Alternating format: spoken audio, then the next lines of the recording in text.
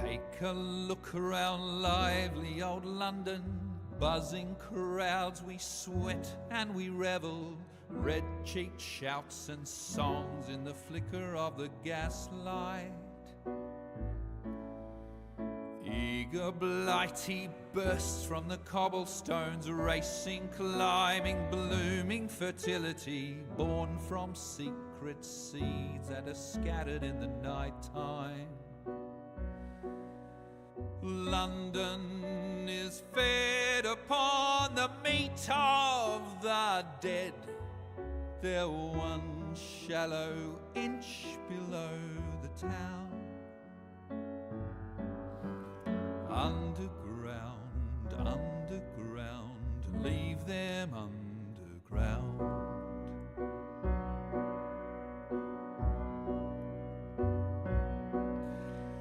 Them that whispered dreams that only poisoned us, them that told us lies of their bravery, them that preached of progress and put us in the poorhouse, them done horrid murder on bloody stages, them that loudly crowed their humility, lords and dames that sung in the chapels on a Sunday. All quiet now, their mouths are stopped up by mud. They lie flung in rags and make no sound. Underground, underground, leave them underground.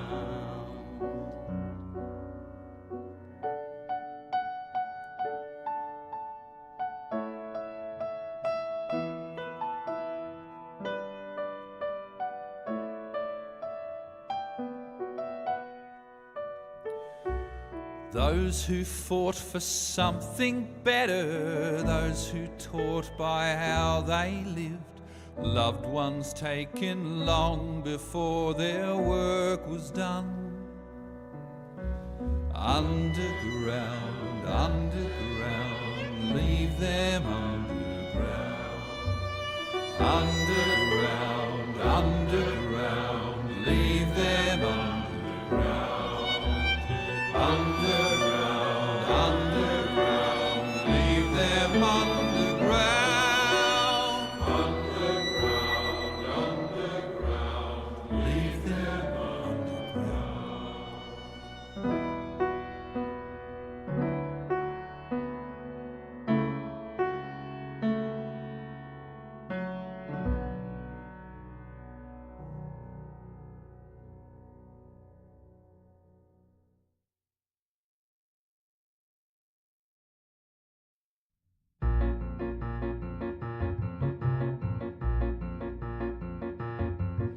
Attend the tale of Maxwell Roth. He sought the footlights like a moth, his sense of timing never off until he opted to collaborate with a hooded reprobate. The blighter and assassin made a deadly double bill. Jokes, jokes, jokes, make 'em laugh until they choke, fairly slay 'em in the aisles, maidens fair and princes charming. Thrills, thrills, thrills, dashing feats and bloody spills, and I guarantee you'll never see the ending coming.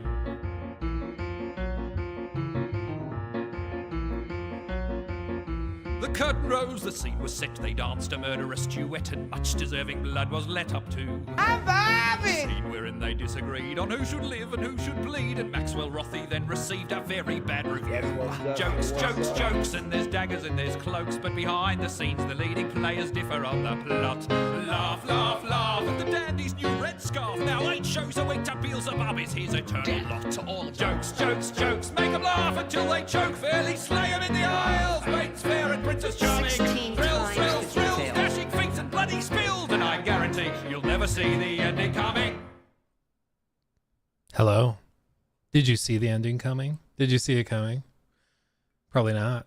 How is everybody? Everybody feeling good? Yes, that is Underground. And then the second song was Jokes, Jokes, Jokes by Austin Wintory from the original soundtrack of Assassin's Creed Syndicate. Very underrated soundtrack in my opinion. Phenomenal.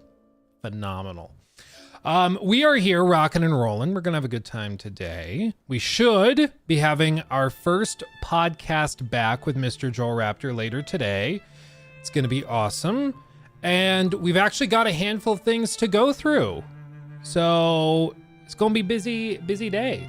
Excited. Yeah, and of course, happy Prime Day.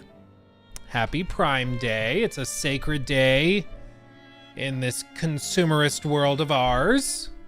We should all order ourselves something nice with that free 2-day shipping. You know what's up? Where I live, they're building like a new $1 billion distribution center, and they're doing like same-day delivery now on a bunch of stuff.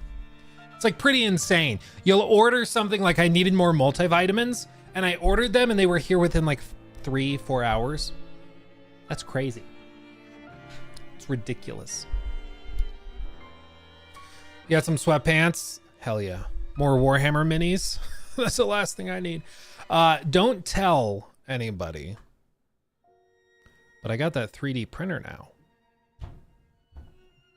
And let's just say, if you Google hard enough, you can find things that are serviceable for Warhammer that you can just proxy in. Like the guys, Games Workshop does not like it, but honestly, the biggest problem is that a lot of these things are just not available. Let me show you this. Vortex Beast. Is he?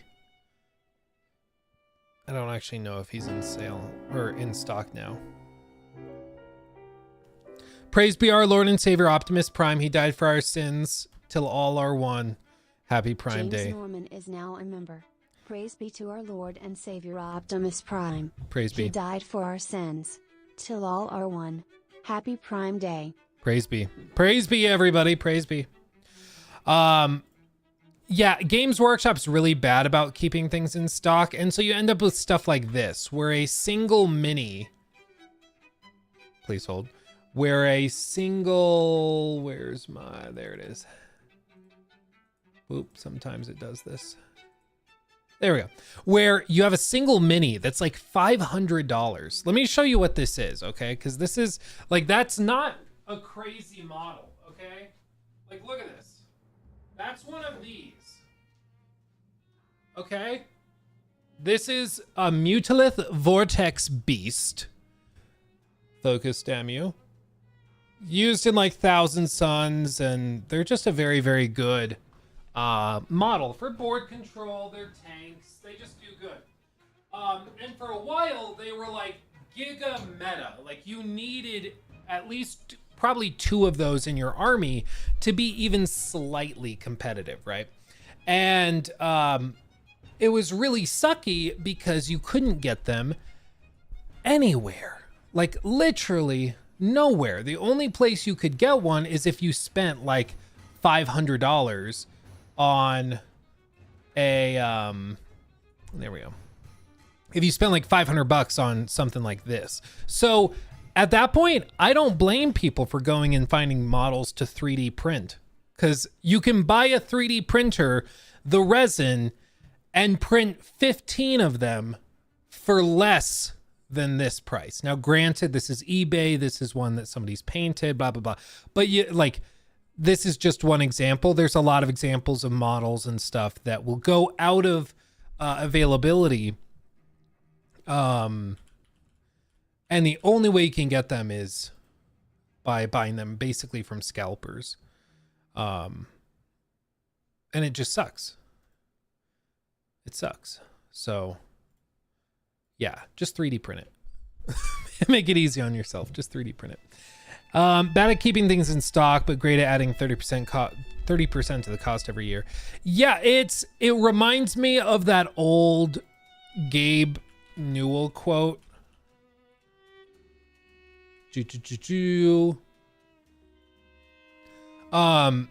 This right here. It's this, but with 3D printing models. The easiest way to stop people 3D printing Warhammer models is not by putting anti-piracy technology to work to get rid of models and STLs and stuff. It's by giving those people a service or product that's better than what they're receiving from the 3D printing side of things. It's not easy to 3D print stuff. It's kind of a headache. It's there's a lot of hoops to jump through. And if you just provide a decent model at a good cost and it's available, people will just buy that instead. But if you fail to do that, you shouldn't be surprised when they come in and like 3D print stuff, you know? It's like, yeah, because it's the only option. I also saw this on X. I just thought this was really funny. Somebody posted this picture of a screen cap from CNN. And I don't know if it's photoshopped or not, but it was pretty funny. Because they said Death Stranding character spotted in real life right here. Sarah Workman, single mother working a second job. Sarah Workman, her husband, David Workman, they both work jobs very hard.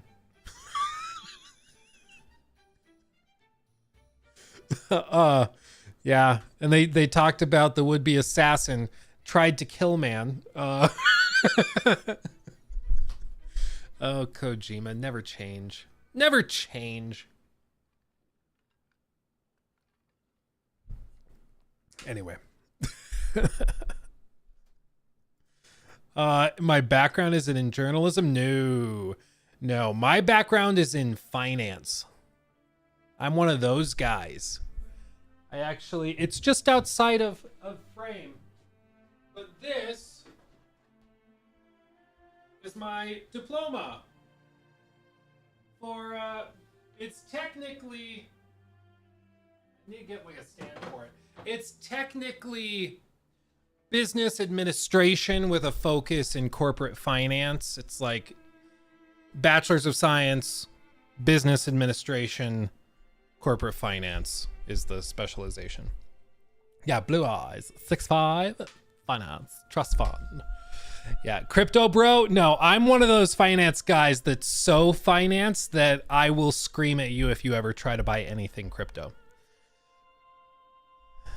Like 99% of the people that are buying crypto have no business buying any financial instrument, much less crypto. But, you know, that's a topic for Finance Fridays. That's a topic for Friday. Finance Fridays. So anyway, we have that. Yeah, I mean, it's my background's not in journalism. I just like talking about games and digging into it, but I've never tried to frame myself as like a games journalist.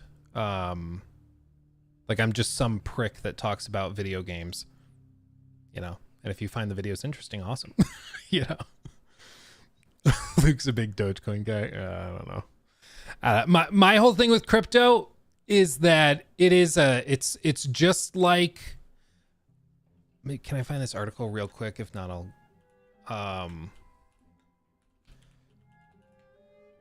I'll give up. So there's an old thing that you learn about in finance classes and stuff. And whether or not it's like actually historically accurate or not is kind of up in the air and up for debate, but people talk about it all the time and reference it. But it has to do with the Dutch tulip bulb market bubble, where basically a famous market bubble and crash in Holland during the 1600s when speculation drove the value of tulip bulbs to extremes. Basically, like what happened in like 1636 is that the price of tulip bulbs was skyrocketing. People were just buying it.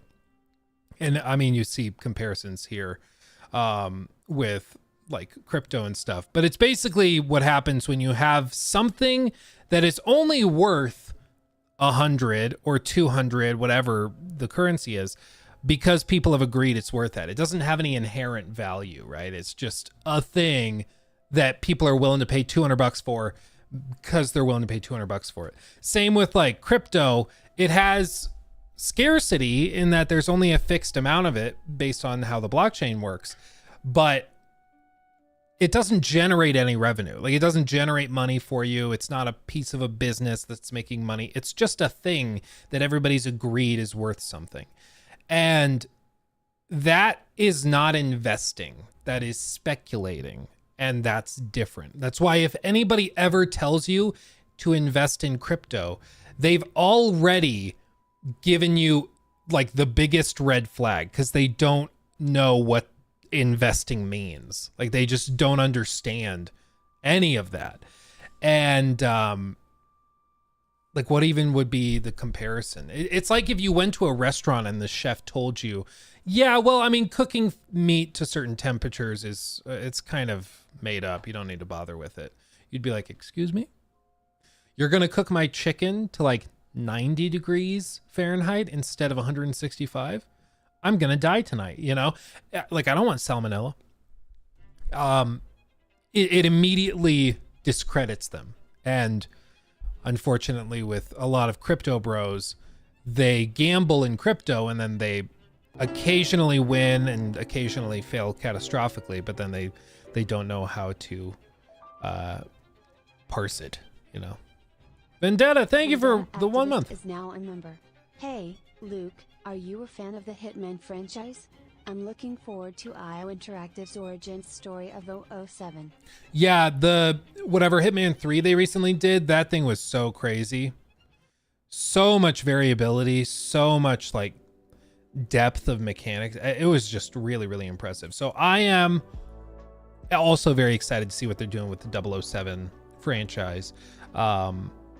And I hope it breaks those games more into the mainstream. Like, they're already pretty popular, but you know, I don't think we've had one that like really blows up. And I'd like to see one blow up, because the replay value on those is super, super great. Oh yes, my wife has reminded me to start the ribs at 2 or as close to 2 p.m. as I can. What do you mean Monkey Jizz Coin doesn't generate revenue? Okay, Boogie, calm down. Yeah, I put my whole life savings in Boob Coin, and it didn't work out for me. How does that make any sense? That's most definitely what's up. No, Josh, no. Anyway. So yeah, there's that. Also, talking about Boob Coin, just look at this. To celebrate the release of Deadpool and Wolverine, Xbox has teamed up with Marvel Studios to give away a Deadpool-designed Xbox wireless controller alongside other themed goodies. Find out more on how to enter the sweepstakes. You know what? That controller, dummy thick right there. That's a dummy thick controller. Look at that. Oh! Oh!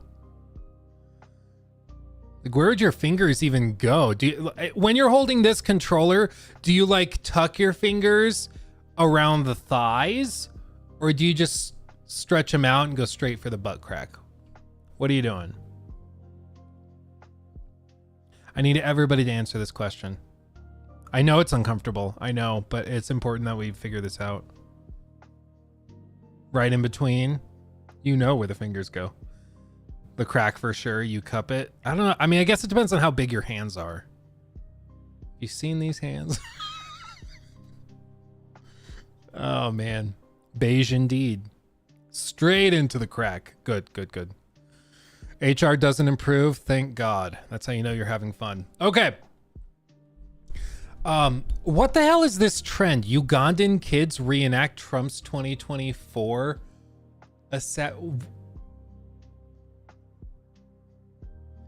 This is one of those moments where I'm like, am I awake? Am I still asleep?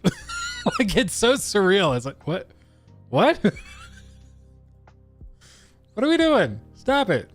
Stop it. Get some help. Get some help. Man.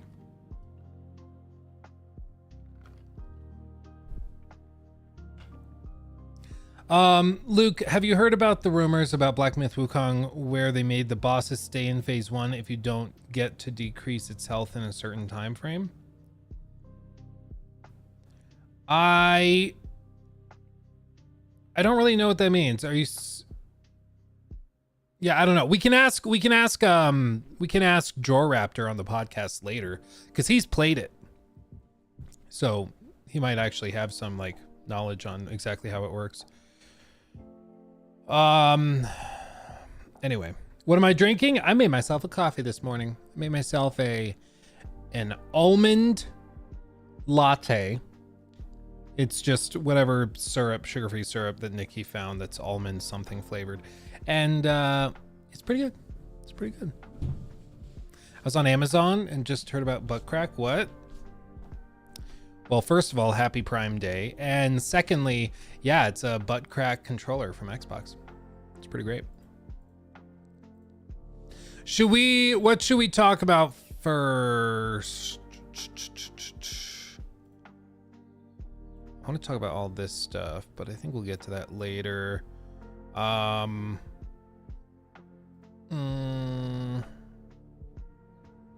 Yeah, Flintlock Siege of Dawn launched, or is going to launch, and they just had reviews drop for it.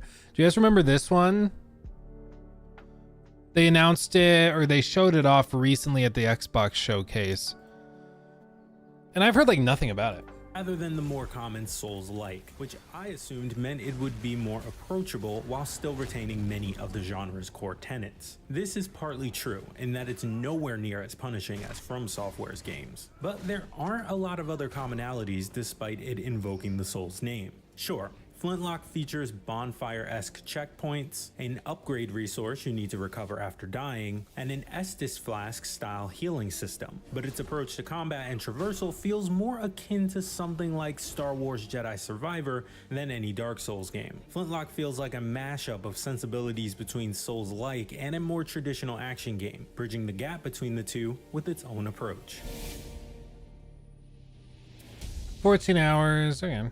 I mean, to me, this, honestly, when I first saw it, I thought it was like a DLC for Banishers Ghosts of New Eden, which was a game I actually thought was pretty interesting. I liked it. You know, it's one of those like AA good games, like or even pretty good games. It's not going to win Game of the Year or anything, but you can still have a good time with it. And this kind of seems to fit in the same category. What's weird, though, is that they've seemingly done no marketing for it at all. Like, zero. Yeah, it's a good Game Pass game. Probably. And, I mean, maybe that's their strategy, is that they're just pivoting off and they're trying to go more like... I don't know, maybe it's just they're experimenting with doing very little marketing to see if that works on a Game Pass-like platform. It's like, hey, we're not going to spend half our budget on marketing. We'll save that money, and instead we'll just put it on Game Pass and trust that the people that like it will find it. Maybe that's what they're doing. I don't know. It's just weird to hear like nothing about this game outside of the Xbox showcase, but I don't know. It's something to keep an eye on. No marketing equals knows it's going to flop. Maybe. I mean, but then again, there's also some games where they market the ever-living hell out of it and it doesn't go anywhere. Like, the best example of that is Immortals of Avium. I mean, that game, they poured so much money into marketing this. I can't even tell you what. 69,000, that's most definitely what's up. That's most definitely what's up. Indeed. Oh, really? SkillUp recommended it? Oh, that's funny.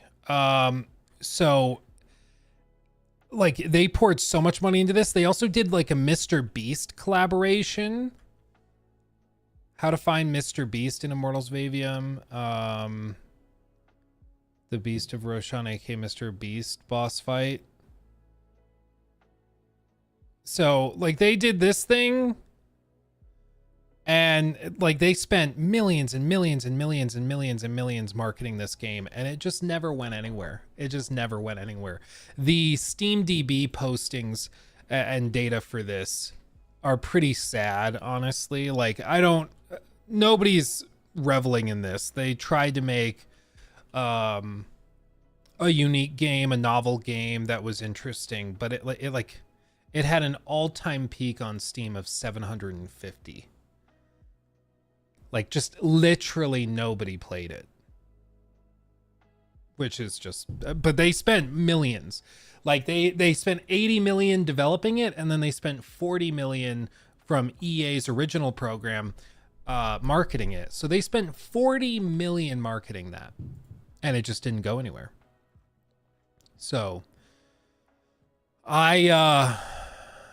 yeah, sometimes they don't market it because they know it's going to flop. Other times they don't market it because they're just trying to save money and they don't think it's worth it. So it's just really hard to say.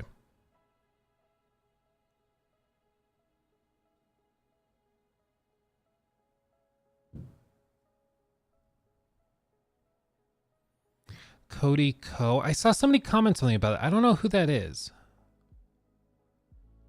I don't know.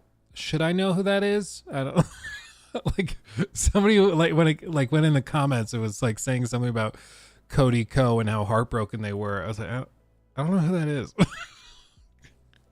I don't care particularly.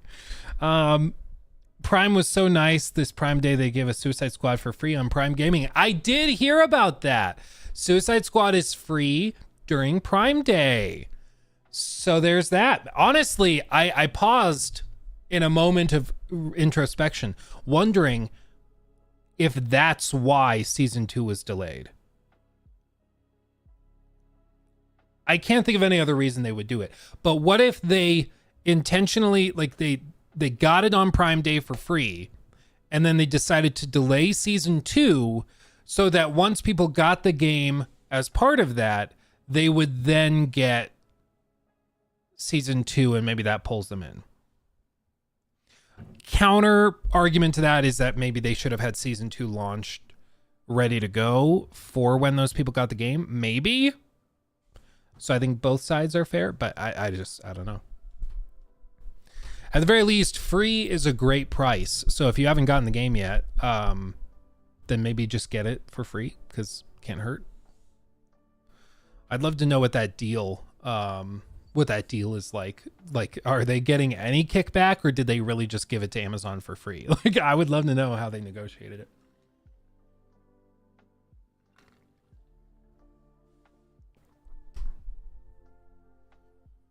I wouldn't want any of my friends to see me playing that.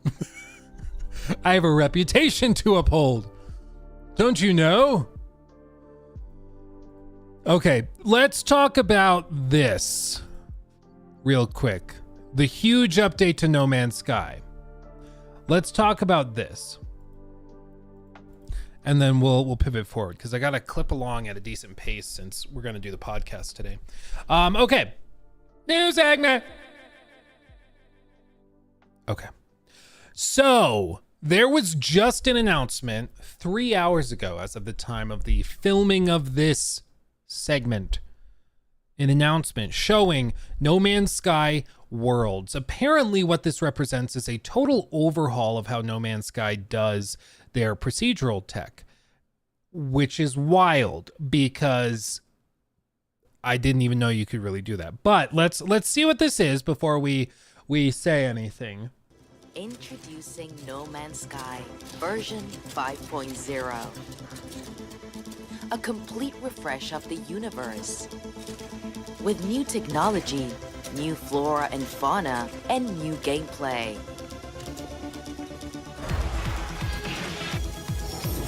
Planet variety is far beyond what was possible before.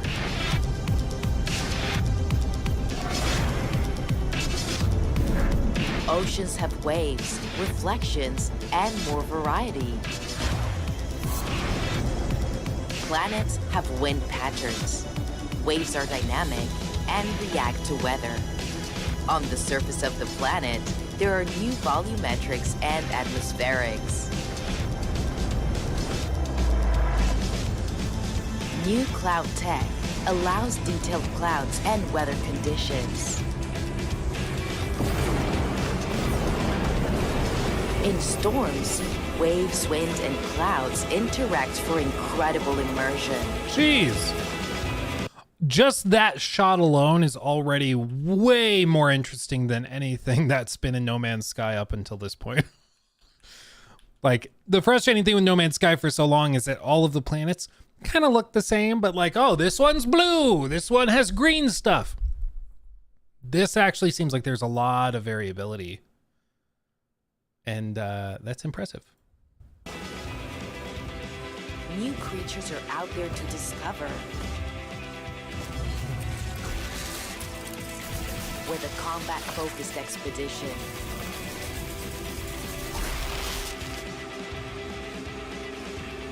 our journey continues.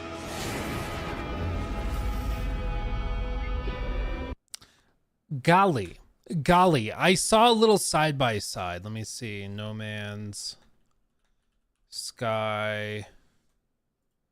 Like some side by sides of what the new tech does versus the old.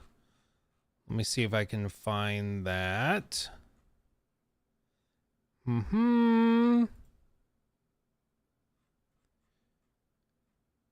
Yeah, like this guy's got a side-by-side showing the previous build where the water's all just completely flat. The second build, or the new build, where there's actual waves simulated and stuff on the water, things like that, which is cool.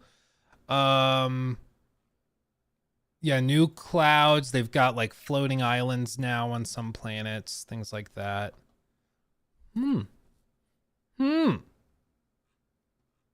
Did they patch in global warming? Seems like it.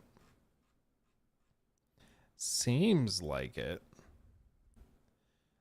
Where is this damn thing? I can't find this side by side I saw that was very, very good. So I will give up promptly. Let's go here instead. Real quick, thank you, Fearless Wolf, for the very generous 10 pounds. Hey, Luke, you lovable, scruffy nerf herder. Hey, that's our word. That's our word. What are your thoughts on the Acolyte and the coverage from YouTubers? Also, any update on Outlaws? Is it worth it? Actually, funny you bring up Outlaws, because there is an update to Outlaws, all new gameplay footage and stuff that dropped like an hour ago. So we're going to look at that here in a moment. But as for the Acolyte, I didn't watch it, but what's frustrating to me is that all these people are like, we hate it so much, play, and then they watch all 8 episodes. Like, to Disney, they don't care if you're hate watching it or love watching it. To them, the fact that you're watching it is a win. So like, people keep being like, why do we keep getting these shows that suck? It's like, because you guys keep watching them. Stop. Just stop, please. Please, dear God. And like, it seems like viewership fell off a lot. So there's that. But after like 4 episodes, apparently they like, people were still generally pretty, like the response was still in line with what they were hoping for. It, like, the views were still decent, and that's because people were still watching it. Like, hate watching versus love watching doesn't really change much of anything as far as they're concerned. Like, they're still getting what they want, which is engagement. So I would just encourage people, if you don't like it, stop watching it. Like, just stop it, get some help. Yeah, I wouldn't even pirate it. Don't hate watch. I like, why hate watch anything? Because it can be entertaining just to see the dumpster fire. Like, honestly, there's examples like Suicide Squad season 2 is a good example,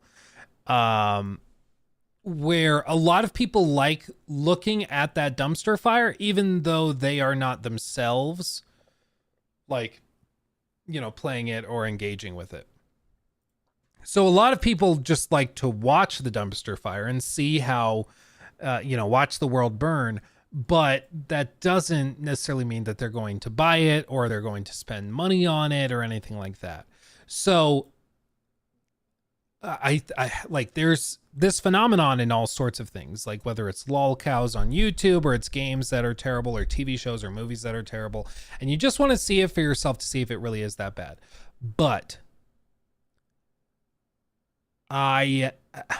with shows like that on Disney Plus, if you are watching on their platform, that is a kickback to them. If you're watching just a YouTuber's video breaking down why it sucks, that's totally fine. That's totally fine. Like that's not what I'm talking about. What I'm talking about is like the people who for themselves go and watch it, or everybody's like, oh, Madam Web sucks. Let's go watch Madam Web and go buy tickets and go to the movies and see it. Same what happened with like Morbius, back when that movie came out. They re-released it in theaters because people started ironically watching it and it popped off. And so my frustration with a lot of this is that hate watching and love watching, if you're watching through their platforms, doesn't actually matter to them that much. Like to them, they're just happy that you're watching it and that you are keeping your subscription to Disney Plus. If you go yo-ho arg on it, that of course pisses them off, but yeah. It's Morbin time. Yeah. So I have no interest in watching The Acolyte. I like everything I've seen on it makes me not want to watch it. Like I just saw on X a post of like one of the big lightsaber battles that I'm assuming is like supposed to be a pretty big finale. And it was like a laughably awful lightsaber battle. So like no part of that makes me want to watch it. And hopefully other people have checked out too. I think a lot of people watched the first 3 episodes and then it fell off pretty steeply after that. But I would just encourage people to not do that. It's the same thing with like news articles. Like you guys know that there's all of these crazy articles that you'll see, whether like with the news with regard to politics or even articles like on, let me see if I can find the one I saw earlier. Saved you here. Yeah, The Gamer did like a parody article where they're like, I'm forcing game devs to make every single game woke and there's nothing you can do to stop me. And the whole like joke of the article was that they were trying to be like, see how ridiculous it is to think that studios are trying intentionally to like introduce excessive or like ridiculous levels of diversity into their stories and games. It's ridiculous. So I'm going to describe how ridiculous it is by writing a parody sarcastic article. And it's just not a very good article. It's just like I tried reading it, but it's just like totally uninteresting. But if you click on it, even to hate read it, even to be like, this article sucks, they still get ad revenue. They still win. Even it, like with your ad blockers and stuff, it still ticks up their impressions rate and they can still take that to other advertisers or sponsors and get higher payouts from that because it's engagement. So the only way you should ever be engaging with this stuff is get like an archiver like this. You copy the link to whatever article it is. And this isn't the link to the actual article, but you go here, you paste it into an archive, you hit save, and then it'll generate the save. And then nobody else who goes to that page through this archive link will get any ad revenue paid out. Like that's the only way you should be engaging with that stuff. Because again, hate watching and reading versus actually reading and watching, it still benefits them at the end of the day. So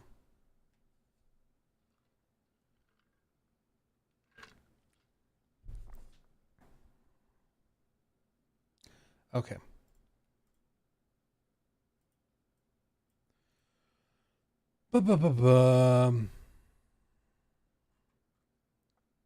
Oh yeah, I did see Microsoft laid off their DEI team.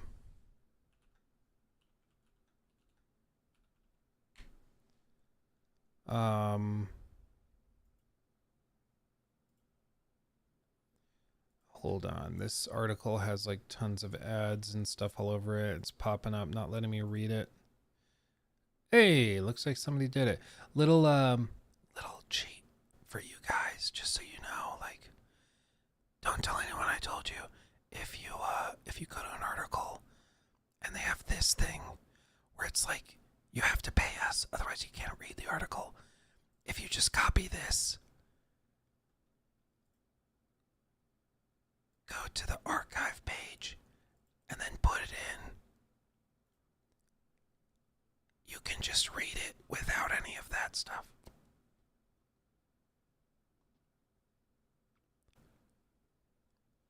Just so you know. Just so you know. Just so you know. Yeah, apparently, so the article is just that Microsoft laid off diversity, equity, and inclusion team. Now, to be clear, this is just one of those teams. Apparently, they have a lot of teams that do this type of thing, or several, but they laid off one of those teams. And the spokesperson said, our diversity and inclusion commitments remain unchanged. Okay. After Microsoft laid off an internal team focused on diversity, equity, and inclusion, a team leader blasted the company for lack of investment in these efforts. Quote, true systems change work associated with DEI programs everywhere are no longer business critical or smart as they were in 2020. A leader of the team wrote in an email sent to thousands of employees, which was viewed by Business Insider. The email says the team was eliminated because of changing business needs as of July 1st. It's unclear how many employees were affected. The team leader, who Identity BI has confirmed, did not immediately respond to a request for comment. They made initial commitments to this after the George Floyd protests in Minnesota in 2020. In 2020, Microsoft pledged to double the number of black leaders within the company by 2025. The company's progress on this pledge is also unclear. Despite those commitments, many tech companies have appeared to retreat somewhat from diversity efforts. Zoom laid off DEI focus team earlier this year. Bloomberg reported Google and Meta also cut DEI programs last year.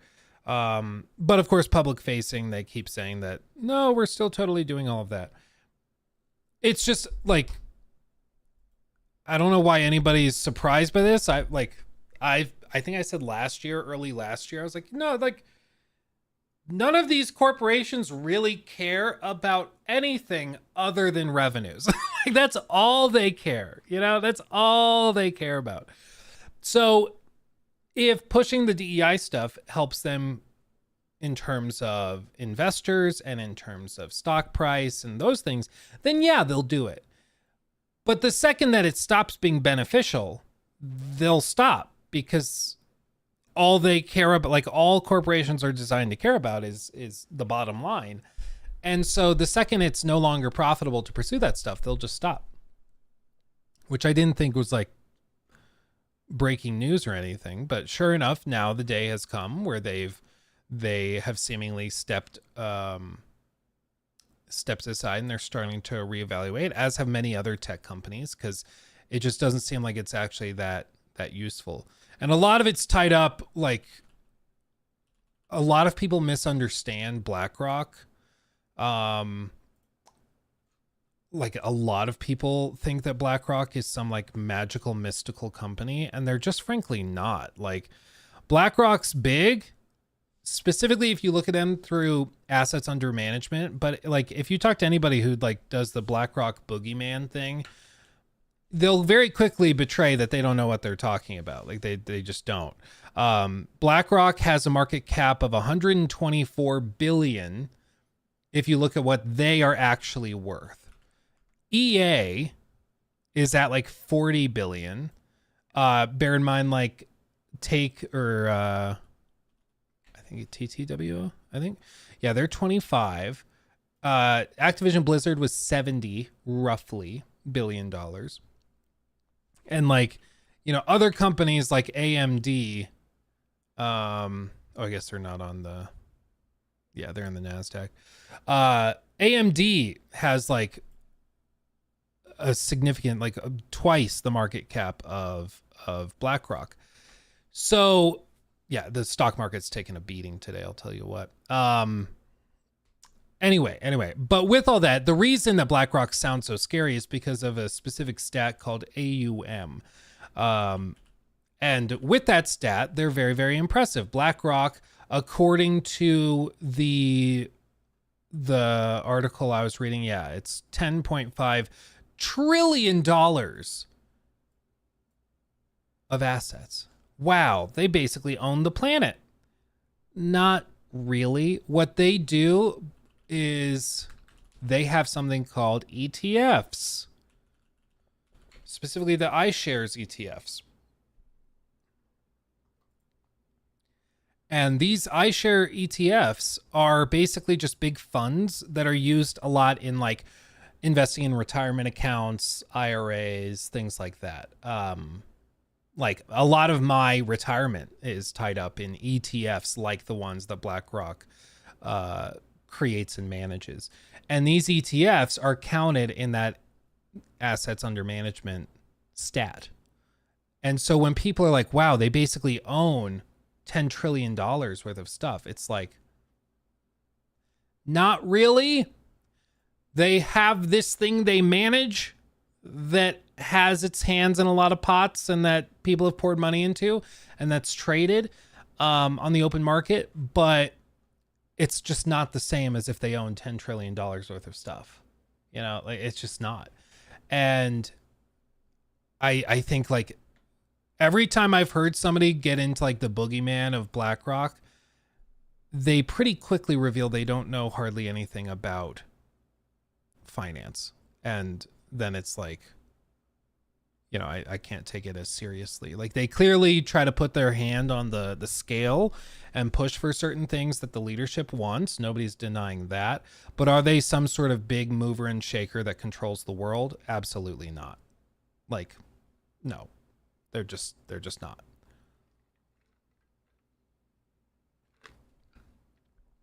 Hate to bum everybody out that it's not some big boogeyman. It's just a company that makes ETFs that people invest in because ETFs are a great way to invest. Like, I'm sorry, the answer is sometimes more boring, but yeah, now they're pushing for crypto. Yeah, they're pushing for crypto because they know that with next generation, a lot of people like my age, unfortunately, are super into crypto, and they think that you can invest in crypto. So they're trying to find ways to create ETFs tied up into crypto so people can like create retirement accounts tied up in cryptocurrency. Because again, all they do is they create a package of stuff to sell you. Thank you, Will, with a show off membership. Golly, thank you, Will. Very generous. Thank you. Thank you. So anyway, they do control shares with other companies like Disney. What you need to understand is that if like, what's one of, I think the biggest BlackRock ETF is like, is it Vong or is it VNN? I'm trying to find what their biggest ETF is.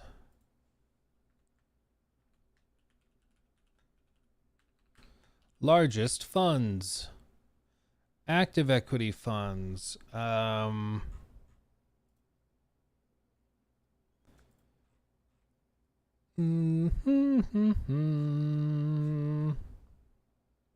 Equity dividends, emerging markets, health sciences, high equity, derivative income, mid cap, large value. I mean, even this one. So like with this stuff, this isn't even the one I'm looking for. iShares. ETFs. Or I guess maybe the best one is like the S&P 500 one. So like this one right here, IVV, which is one of the biggest ones that they have. This is a fund that they manage that's meant to track the S&P 500, okay? It has an expense ratio that's super, super low. It's just a really well-managed fund with really low fees, which is why people invest in this over the regular S&P 500, which has like a 1% management fee or 0.1%, whatever. I think it's 0.1. But this is one of their funds that they use. This owns, just like the S&P 500, this is basically tracking MP 500 holdings. This is owning a bunch of shares of companies by weight. That's what I want back. This is holding cuts of like these companies, all these companies. So you can be like, wow, they own a big old chunk of Apple. They own a big old chunk of Microsoft, Nvidia, Amazon, Meta, Berkshire Hathaway, Tesla, Exxon, Visa, Walmart, Qualcomm, Pepsi. They own all of these. It's like, technically, but it's because they have funds like this that are tracking other stuff by owning shares like that.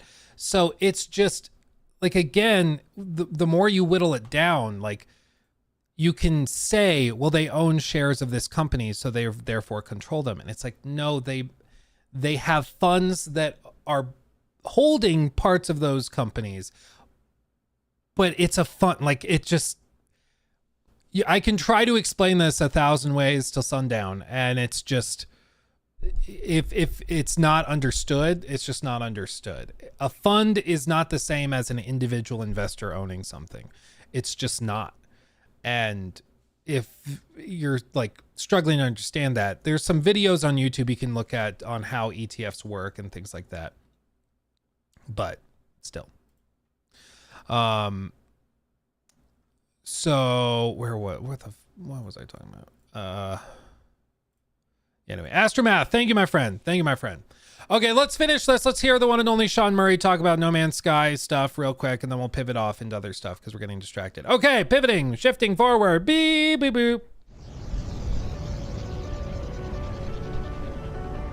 With every update, we just want to surprise.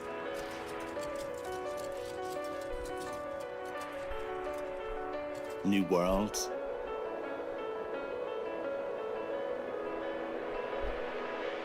New gameplay.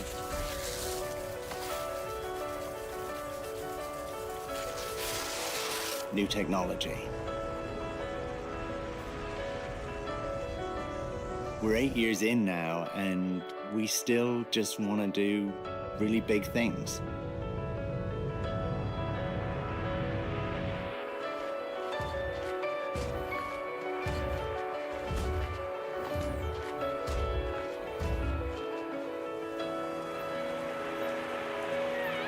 Our next update is called Worlds Part 1. I'm so proud of the team and the love they're pouring into it. Oh, they got a new studio. We are completely refreshing the universe with new technology, new flora, new fauna, and new gameplay. 16 times the detail. In No Man's Sky, what you see on screen is generated by the computer. I'm sorry. I don't know why that's funny. It's just like, yeah. Yep. Sure is, Sean. It's generated by the computer. The music sounds like it's an Ozempic commercial. Kinda. I think you're onto something. I mean, there is no doubt that No Man's Sky is seeing a tremendous turnaround. Okay. It started as one of the most catastrophic flops of the PS4 era. And then they made this huge turnaround where now it's like a wild success. Will asks an interesting question. Starfield having even a quarter of the depth and scope of exploration with this game would save it. Maybe, I don't know. And that's with Starfield having already borrowed some ideas from No Man's Sky, albeit less expanded. Well, that's it. I mean, I think the question is, if BGS does what they say they're going to do, which is that they're going to continue updating that game for years, can they have this level of a turnaround and get it to this level of like just crazy improvement? Personally, I don't think so, because the only reason this is a thing is because they like had this real moment of crushing defeat when No Man's Sky launched and was horribly received, and everybody was like, it was pretty horrible. They were sending like death threats to them and all that craziness. But I think that caused them to kind of pause, reflect, and be like, oh, okay, we either just move on or we need to fix this. And they decided to fix it. And they doubled down and they worked their asses off over the last 8 years, and they've turned it around. But that only happened because they saw that something was wrong and then they worked to fix it. My thought, especially after doing that 8-hour Starfield video, I don't think BGS sees anything wrong with Starfield. I think they see a couple of things that they want to add, like the maps. They got convinced to do that. And then I think the rover they're doing, just because it'll be a big update that'll bring people back to the game. But I don't think they really believe that there's anything wrong with Starfield fundamentally. I think they believe that everybody who doesn't like Starfield is just a hater. And we're So, I don't think it's gonna achieving change. a level of variety that just wasn't possible before.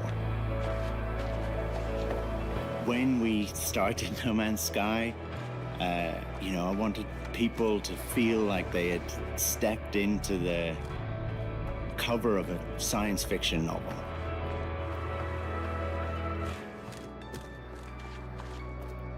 We had to create a lot of new technology. New water technology can create waves and reflections, oceans. Look so different to what we had before.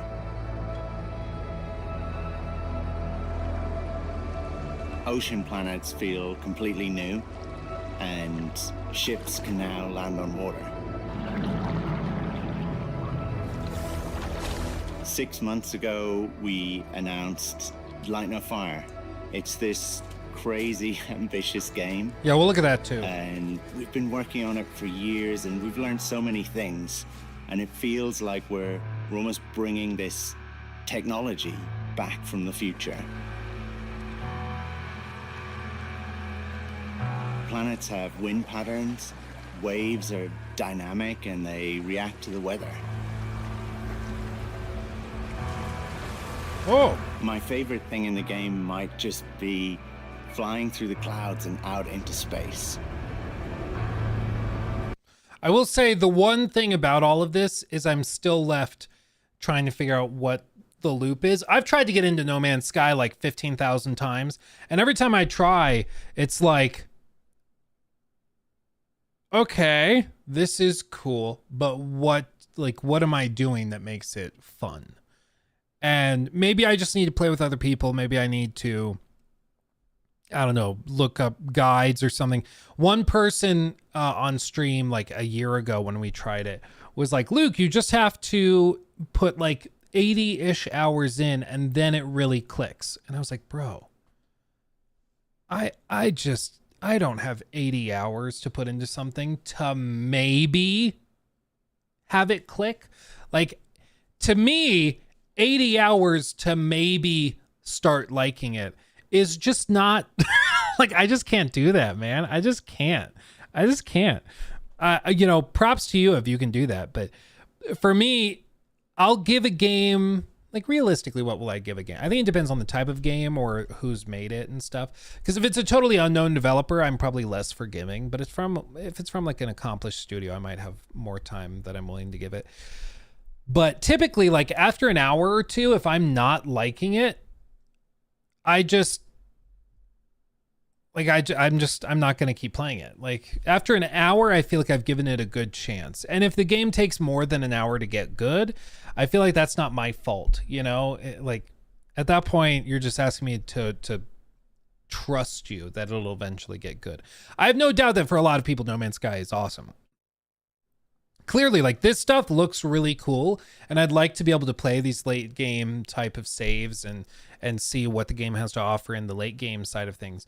But I just don't have the time to put in 100 hours, 200 hours to start having that fun. I think one of the most important things for them to tackle next, beyond these cool updates, I would love to see them try to figure out how to make that progress curve feel much better. Because right now it's like you land on a planet when you first boot into No Man's Sky, and then you run around collecting various materials and doing some tedious upgrades for 2 hours, and I just have never really clicked with it. I feel like the game is so epic in scope and all this, but it starts in the most mundane, boring way possible. So I'd like to see them try to redo that, but still very, very impressive, no doubt.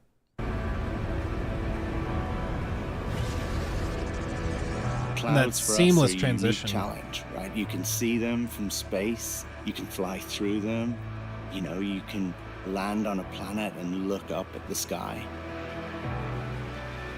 You get these beautiful skies now with just tons of variety. Sometimes a storm hits and, you know, the waves rise, the clouds gather.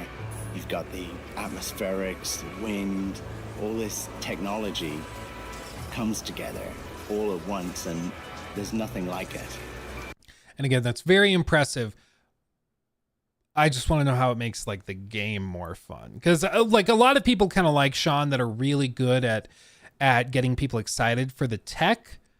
I feel like a lot of the time the questions aren't then asked like, okay, but it's a video game. It's like, what are we going to do? Like, is there a cool way to integrate this stuff into gameplay? Because that could be cool, but I just don't think we're quite there yet. On the surface of the planet, we've added these new volumetrics. And you get rolling fog, rain, blizzards, little sparks coming up from the lava. It changes how planets feel, you know? It just makes them feel alive. Across these new biomes, we've added new creatures for you to discover. We're really trying to push on the level of variety. It's not enough for us to just do more, you know? We want to create things that people haven't seen before. Expeditions have become a huge part of how folks play the game. Expedition. Locate your starship, milestone. Yeah, it's an interesting concept, just to like literally make the game about pure exploration, just traveling places. And this new one is very sort of Starship Troopers inspired. It's something really different.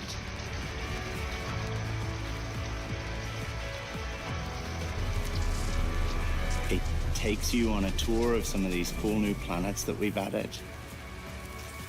Everyone is battling together, progress is community driven, and the rewards are super cool.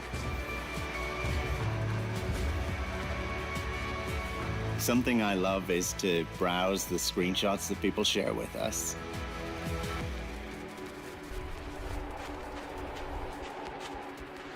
I can't wait for people to explore this universe we've made with fresh eyes.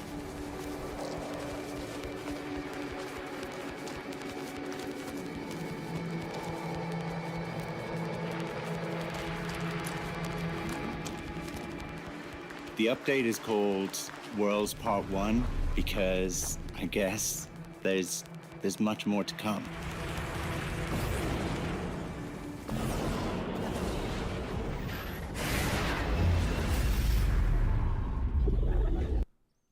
Super cool. It's like No Man's Sky is probably one of the most impressive games that I don't know anyone who's playing. You know, it's like a wildly impressive game, and I don't know a single person who spends time playing it. But that's the thing, is I think the people that play No Man's Sky are only playing No Man's Sky. Like, it is their game, and they pour a lot of time and effort into it, and they love it. I mean, it's no accident. I pulled it up. Light No Fire, this trailer for their next game, 17 million views. Now, granted, that's 17 million views, 8,000 comments. I'm guessing a lot of people are rewatching it over and over again because they're just super excited by it. But that's still a wild turnout for trailers and stuff. Like, that is a very, very high view count for a team that's pretty small, who's released, you know, one big old game, and then, you know, that was not greatly received, that they did some rework on, and then you know, they did another like smaller game, the I think it was made by just a few of them. I can't remember what it was called, but anyway, like Marathon, that trailer has 21 million views. Marathon. And that's supposed to be like the big new game, which, by the way, now it sounds like it's a hero shooter. If you haven't seen that segment we did Yeah. Yeah. It's no longer this like pure extraction thing. It's like a hero shooter now, which I didn't know. But apparently that was reported on like earlier this year. And I just, yeah. I had no idea. Yeah, I know, right, Indigo? When I found it out, I was like, wait, what? Why is Noah talking about this? That's what? I was pretty annoyed by that. But anyway. So yeah, it's interesting. I have two friends who play No Man's Sky, but that's all they play besides Rainbow Six. Dude, talk about polar opposite games. Like relaxing exploration. And then freaking Rainbow Six. That's props to them. I guess you need something to calm down to after all that. I guess. Okay, let's do this. New segment for the masses. Hold on to your asses. So, earlier in the stream, one of you was asking about Star Wars Outlaws because you finished watching The Acolyte and it left you horribly sad and in need of a hug.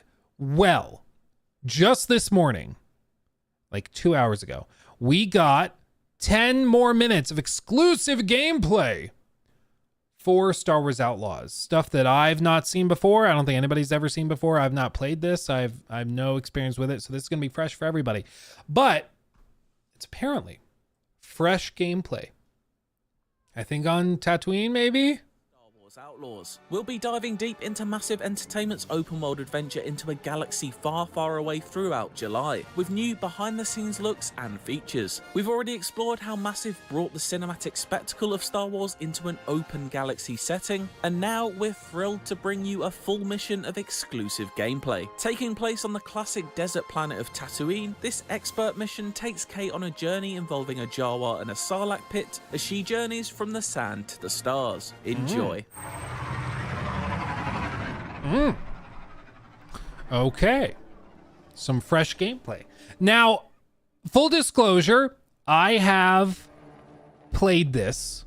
I played it at Summer Game Fest. And I've not played anything on Tatooine. I've not seen any of this gameplay, but I have experience with the game directly. Hey, I heard you could put a turret on my ship. I'm sorry? Dude, I just realized how much the minions sound like that. Dude, it's uncanny. Close your eyes. It's the minions. A turret on my ship. Close it. The banana. I'm sorry? She said she'll put a turret anywhere if you give her a tooth. Forgive the intrusion, but I sensed you needed an interpreter. Oh, thanks, but I'm not giving her a tooth. No, not your tooth. A Sarlacc tooth. One from its second mouth. Second mouth? Oh, you won't take credits? She says if you won't pay for breakfast, you can eat sand for free. A Jawa proverb. No, I get it. I'll get the tooth. But that turret better be good. Yeah, to be clear, I am not saying George Lucas took inspiration from the Minions.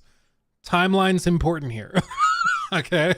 Minions came after. A good bit after. You have a deal? How exciting. You know, this reminds me of my time negotiating with the Trade Federal. Hey, MD, you know where I can get a Sarlacc tooth? Sarlacc. And you need to find its pit. I'd start in the Dune Sea. What is that? It is, honestly, it's kind of refreshing having a character as the player character that doesn't necessarily know everything that the audience may know. Because this is going to trigger some people. There are people out there who have never watched any Star Wars. I'm going to trigger even more. There are people out there who have only ever seen the newest trilogy. There's probably people out there who have never watched any of the Star Wars movies and have only ever experienced Star Wars through the Acolyte. Yeah. Just Deep breaths. I know. That being said, there's like the old school Star Wars movies are from a previous generation. So I do think that there's a lot of people out there who maybe genuinely also don't really know what a Sarlacc pit is. Like they just haven't seen those movies, especially like younger people who are maybe in their teens right now who have just never experienced that. Don't get mad at her. My wife, Nikki, love of my life, has never watched anything Star Wars related. Never. She's never seen the movies. She's never wanted to see the movies. She never even watched those cartoons, the Clone Wars cartoons. And so for her, she would be like Kay Vess in this instance. Like she'd be like, what is a Sarlacc? What Sarlacc pit? Oh, get a tooth real quick. She's probably thinking it's like a little dog or something. Like no idea. So I do find it refreshing to have a character who doesn't know what they're getting into when they agree to it, instead of having one of those characters that knows everything about everything all the time. You know, it's like I'm running this D&D campaign right now, and one of the difficulties we've had in a couple of instances is with what's known as metagaming. And metagaming is something that's very, very natural. Everybody does it to a certain extent. But basically what it is it's like, imagine you were playing a D&D campaign and then I told you, hey, you're going to go and fight Medusa. Okay? You know, outside the game that you cannot look at Medusa. Otherwise, you will turn to stone. Like, you know that. But your character doesn't know that. So metagaming is when you use information your character doesn't have to make your character do things they wouldn't normally do, right? And you don't really want that to happen in role-playing games or anything like that, because it just breaks immersion, it breaks the encounter, it just doesn't really work. And so a lot of the time people will end up playing all sorts of video games or role-playing games with that metagaming, looking at things from a perspective that the character doesn't have. You know, they might play through a sequence like this and they know what a Sarlacc is or what Sarlacc pit is, but the character doesn't know. So to see it rewritten in a way where she doesn't know what she's getting into is a little bit refreshing, and I like that. I like that. It's just different because having another hero who knows absolutely everything about everything is just kind of annoying, because it leaves all of the mystery out of it. Whereas now, going through this, I'm like, oh, this could be funny, seeing Kay's reaction to a gigantic sandworm with teeth.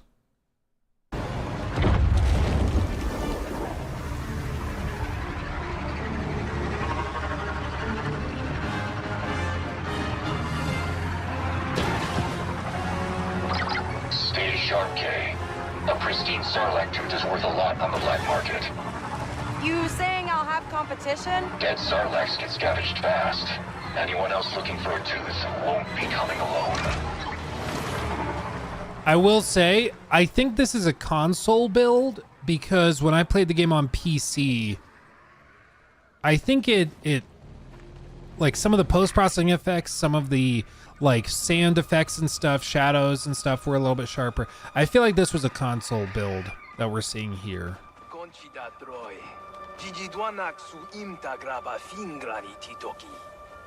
It's a dead Sarlacc. Who knows what's crawling around down there? Or is it? Might not be.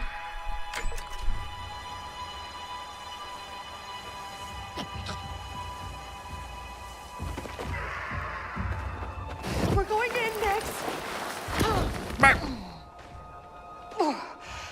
Okay, that's one mouth down. You good, buddy?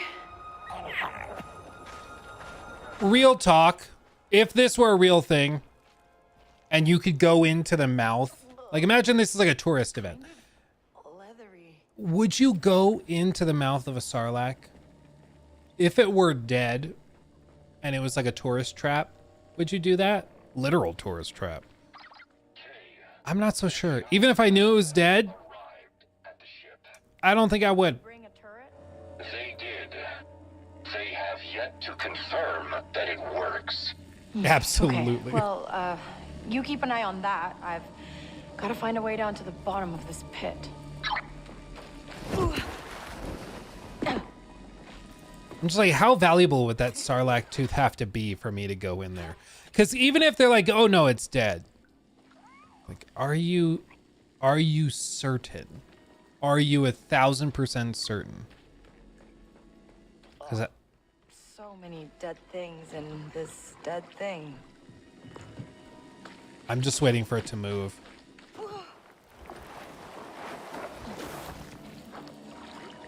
Wait, the second mouth? How many? Okay, pause. How many mouths does a Sarlacc have?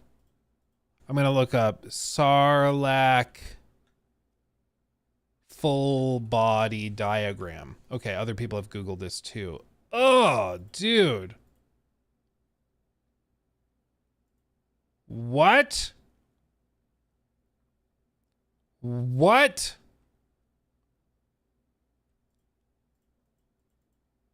Oh, man. I want to pull it up. Give me the full, yeah, there we go. So upper stabilizing limbs senses movement and surrounding sands. Big tongue swallows small prey whole. So there's the beak and all this. So it's got this. It goes down. Sight of Boba Fett's eventual escape. Spoilers. Sand trap. Is this the second mount? You know what? I don't know, and I'm okay with not knowing. I'm okay with that. Okay.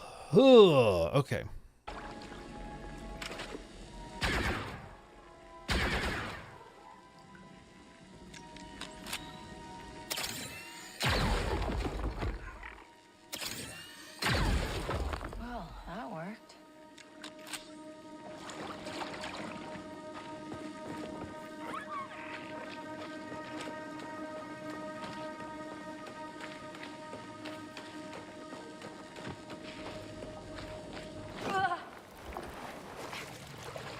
Uh-oh, sticky.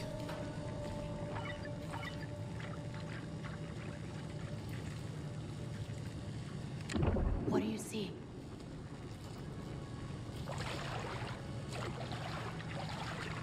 Phew, the tooth, finally. Sorry, droid. I need this more than you. ND? Finally. What's your status? Well, I found a tooth. Now I just need to get out of this pit. Why? You worried about me? About you? Here you No. Hurry, please. Okay. Through the crack.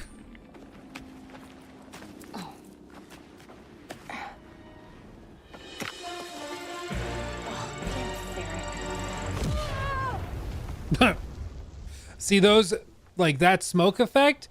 When we played on PC, it looked a lot better than that. So I think this is a console build.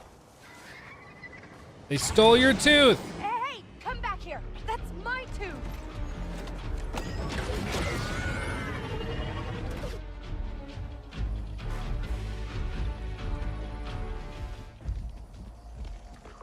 Wait.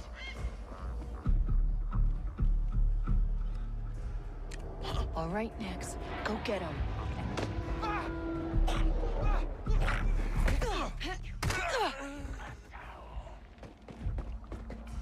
So just in case you're wondering, which might not be, the fast talk thing. So what this is, because I unlocked this when I played at Summer Game Fest. How they have this working is that all of the skills are tied to certain small challenges like this. But furthermore, they're tied to certain characters. So you might have one character who's like the charismatic smooth talker, and he will give you skills like fast talk if you complete this challenge, 5 kills or 5 melee defeats or whatever. And what this skill is, fast talk, I believe, if I remember correctly, this is the one where if somebody points a blaster at you, you can de-escalate and try to talk your way out of it. So you just start going, hey, I wasn't doing anything. It's totally fine. I was just walking over here. And that buys you time to walk up close to them and then take them out. So it's an interesting way of leveling where you're basically bonding with individual characters who teach you these new abilities and stuff like that by completing individual challenges that are somewhat related to the reward, which is, I think, a kind of interesting way of doing it that's a little bit different, instead of just like giving you an ability point to just level up whatever the hell you want to level up. So there's that. Someone nearby? Getting jumpy.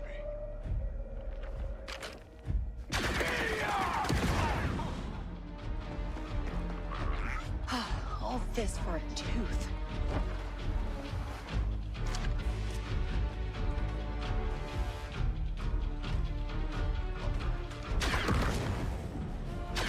Yeah, this might be a Series S port. I'll tell you what, this might be a Series S port. Like, again, every other time I've seen the game and when I've played the game, it looks and runs a good bit more than this, or a good bit better than this. So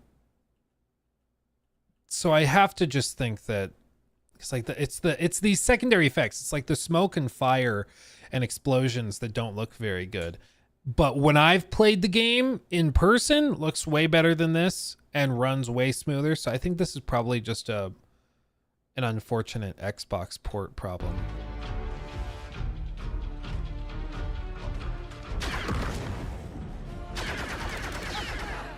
And those frame rates too.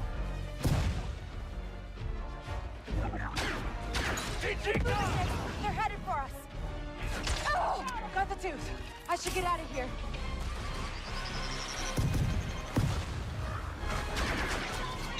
Imagine killing people over a tooth.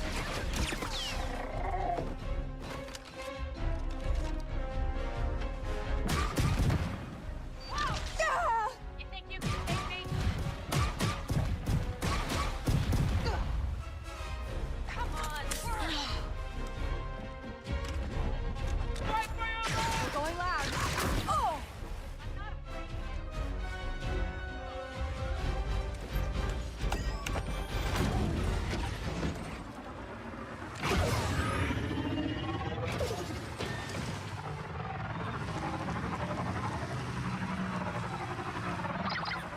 The Jawas are getting impatient. How can you tell? They're trying to disassemble me. Okay. I'm headed back to their boss now, all right? Just, try to stay in one piece. Here. Straight from the, second mouth. Dude, it's Minions. It's straight up as Minions. That's good, right? Oh, yes. I love watching the wheels of commerce in motion. Ah, Criff. It's hot, Nix. New ability.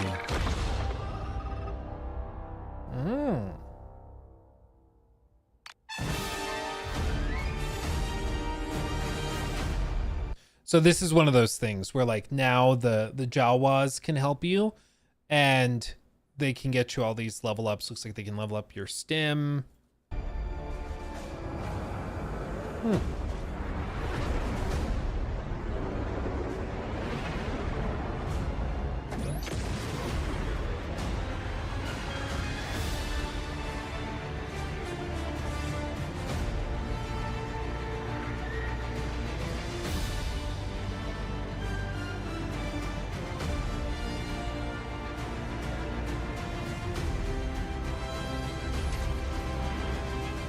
Turret is active, Kay.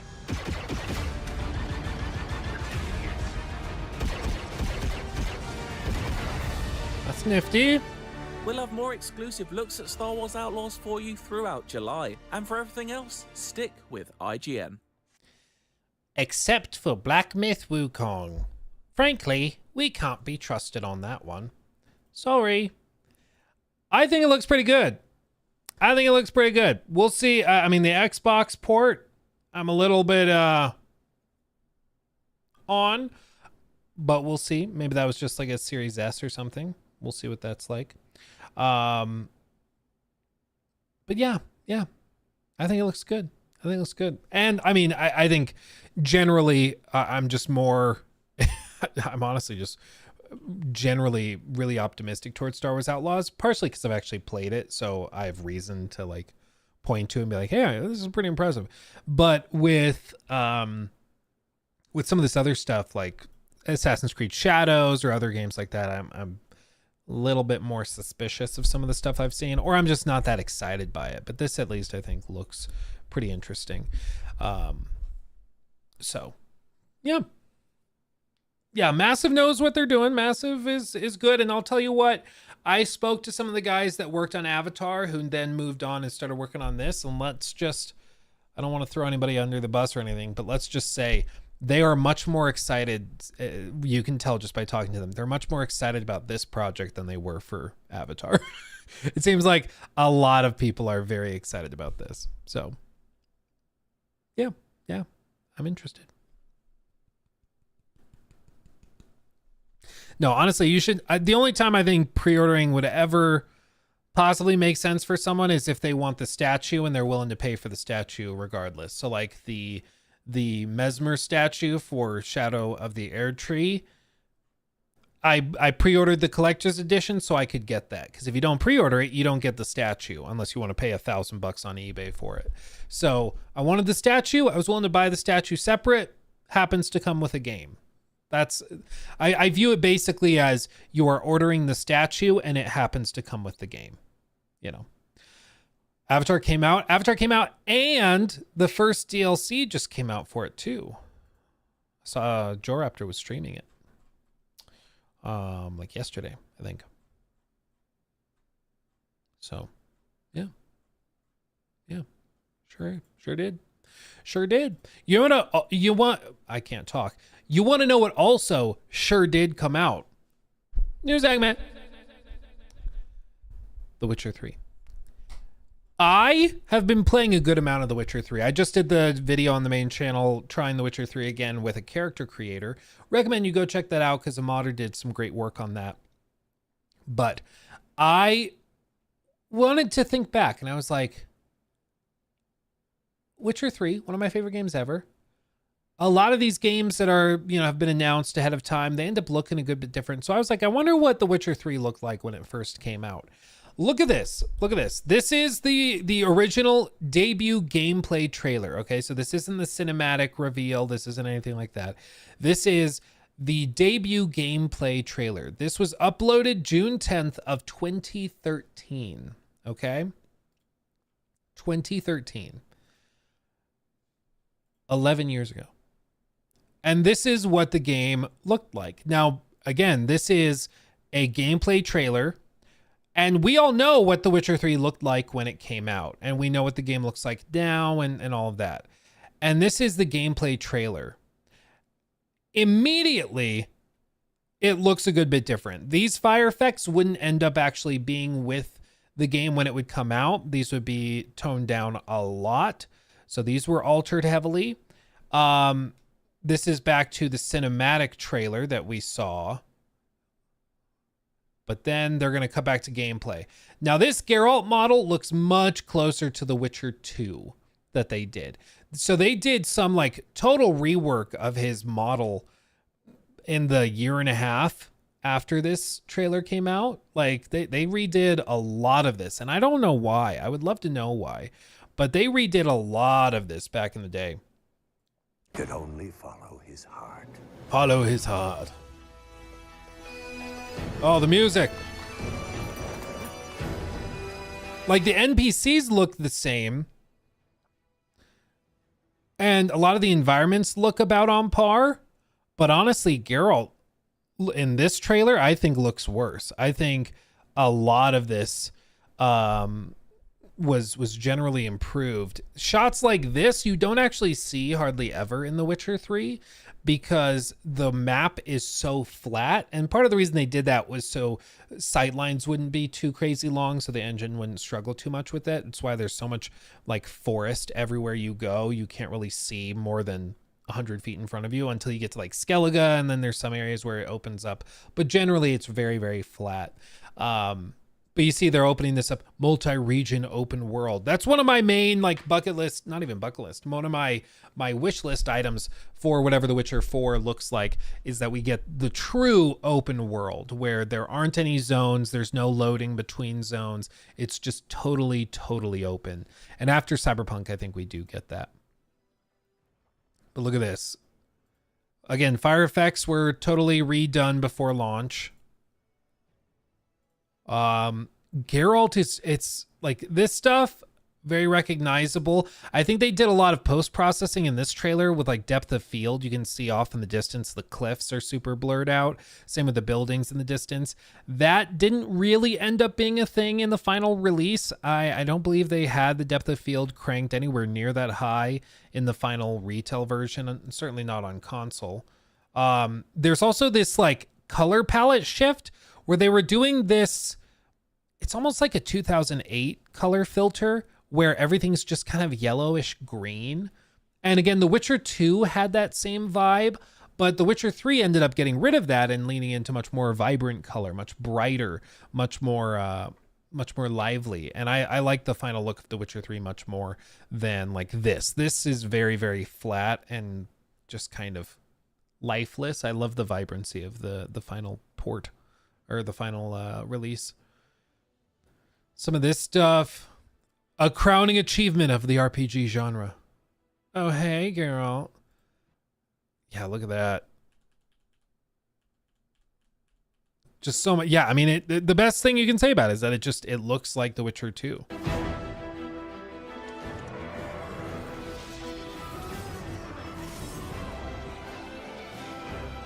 Some fight for glory, justice, or gold. I fight for those I hold dear.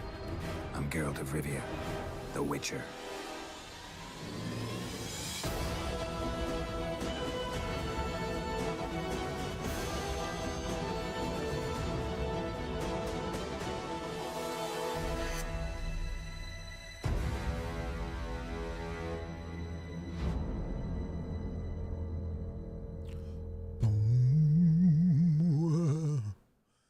Then more trailers and stuff.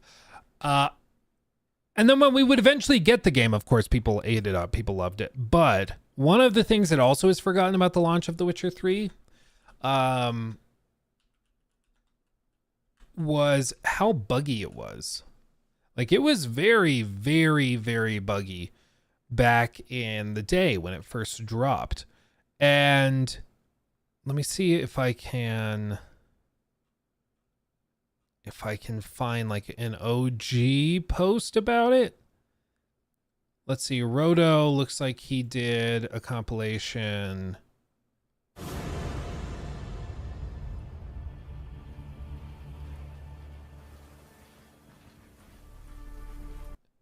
Like, there were just all sorts of weird problems. The most common one was with Roach. Roach, when you would call her in, would just like spawn on top of trees, on top of buildings, so you couldn't get to her. And there were just all sorts of weird little bugs and stuff like that plagued the game. And eventually they kind of doubled down on it, and they ended up adding a Gwent card for Roach standing on top of buildings and stuff. But yeah, The Witcher 3 did not launch super polished. There were a lot of bugs when it came out. What's interesting about The Witcher 3, though, is that it launched in May of 2015, if I remember correctly. And people loved it. You know, it reviewed really well. People ate it up. But a lot of people that had not gotten into like that side of things didn't really engage with it quite yet. They waited, and it was actually after the release of Fallout 4 that we saw a huge surge of people getting into The Witcher 3 for the first time. And I think it's because a lot of people were disenfranchised from there, from Fallout 4, from how lackluster it was as an RPG. As a looter shooter open world adventure game, it's pretty good, but yeah, there we go. But as an RPG, it was really, really rough. And then we see like The Witcher 3 come along, and it's just polar opposite in so many ways. So I think people then really connected with it and started eating it up. And by then the game had been patched a lot. It had been improved a lot. So it basically, people never really saw this side of it. But when it launched, it was known to have had a lot of bugs and some problems, but they were able to fix them before the majority of people got into it. Oops. Yeah, some playtesters didn't check that little divot in the map. Oops. The people. Oh yeah, weird spawning issues with enemies that don't aggro.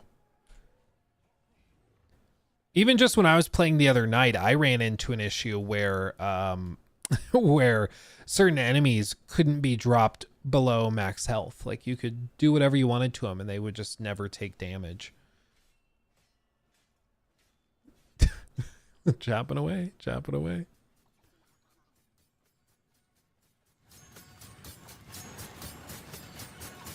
We'll get there eventually. Highest difficulty.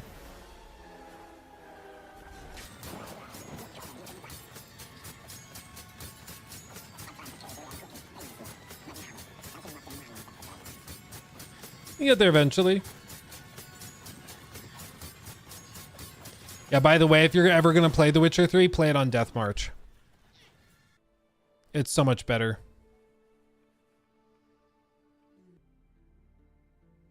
Oh, we can't have Booba. We ought to get back to the wake. Let me see. Oh no, he censored it. I must dress. Turn around.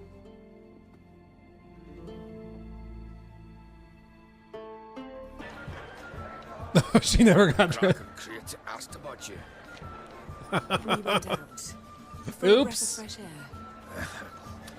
The claimants to the throne will.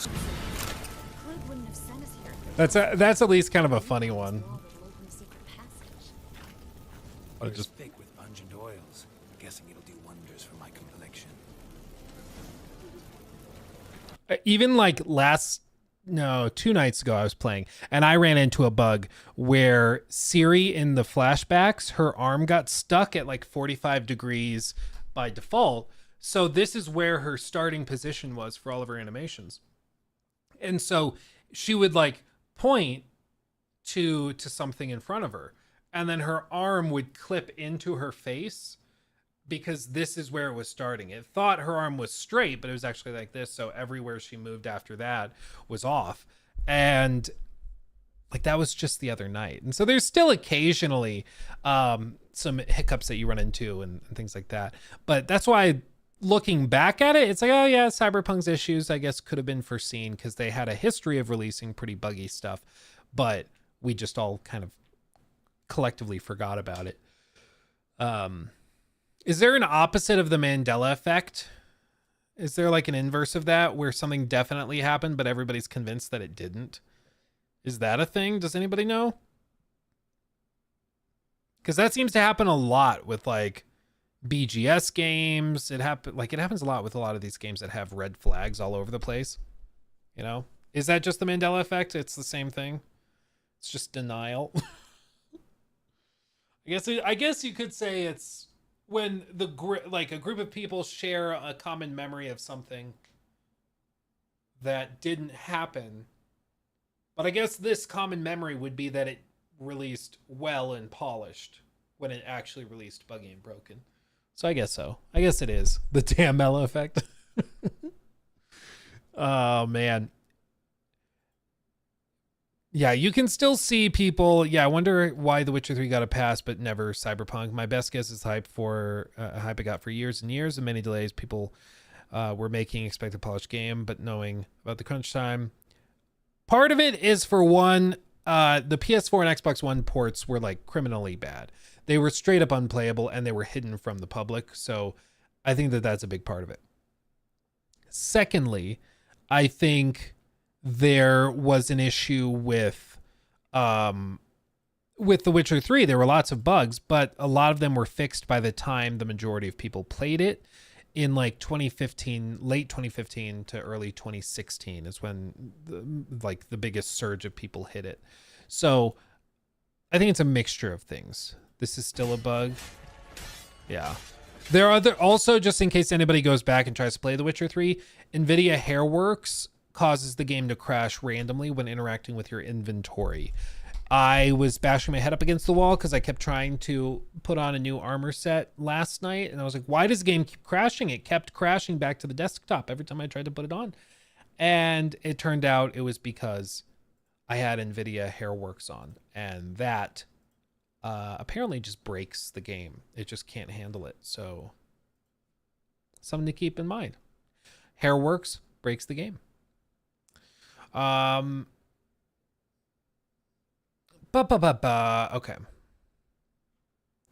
But all of this to say, I'm a big old fan of The Witcher 3, but I think it's important to remember what it actually was, you know, not to twist it or misremember it for this reason or that reason, but to just actually look back at it honestly, because it was not like a perfect game. It didn't launch as a perfect, super polished game. Even now it's got some hiccups. Even after the next gen update that they did, it still has some issues here and there. Like the Hairworks thing. The fact that the Hairworks still crashes like crazy is ridiculous. Like, they should fix that. At least take NVIDIA Hairworks out, unless it's like a contracted thing where they can't take it out because NVIDIA signed a permanent deal with them. I don't know. Are you planning to play or review the Thaumaturge by Studio Fool's Theory that are making the Witcher 1 remake? I have bought the Thaumaturge and I have played a chunk of it. I haven't finished it or anything, but I have started it. Yeah, I don't know if I'll ever make a video or anything, but the opposite of the Mandela effect is called cryptomnesia or cryptomnesia. Cryptomnesia.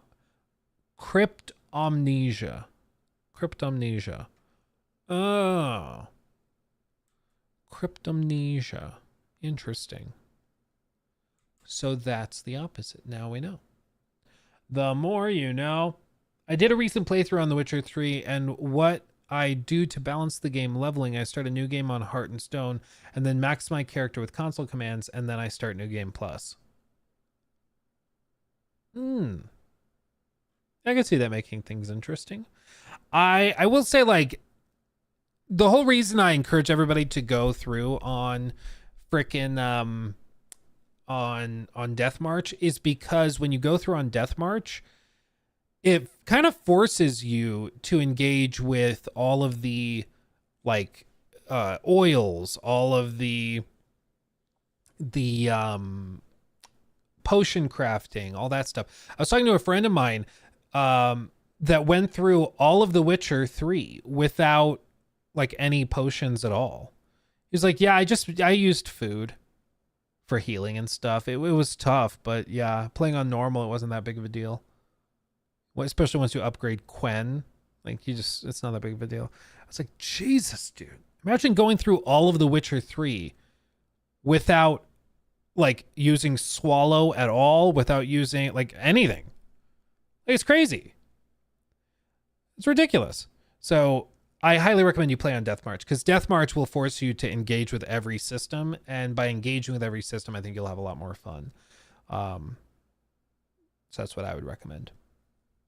Personally, that's what I would recommend.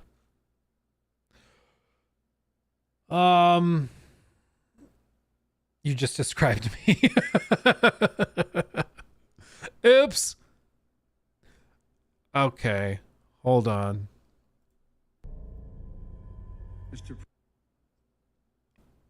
Okay, this is funny. Hold on. Podcast when? We usually start at 1, so in 45 minutes. What we'll do is here in a little bit, we'll end this stream, and then I'll set up that one, and then we'll get Joe Raptor on and everything. President, wake up. Mr. Joe? Get to work. There's so much more to be done. Hey, champ, you want to play golf?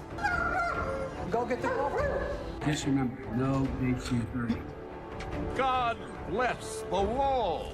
What a stupid son of a bitch. Poor kids are just as bright and just as talented as white kids. There's an entrance test. We call it the safe test.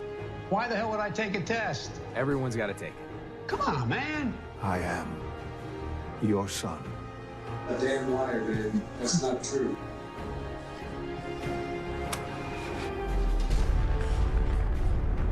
Okay, that's pretty good. That's a pretty good edit. That's a pretty good edit. I'll give him that. That's pretty good. That's pretty good. This was the one that I lost it on. Just remember, no HC30.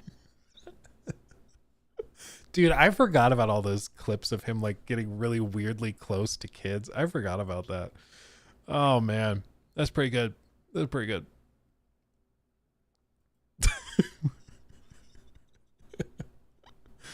I'm your son. You're a damn liar. Oh man, that's pretty good. Okay. Okay. Oh man. That's pretty good.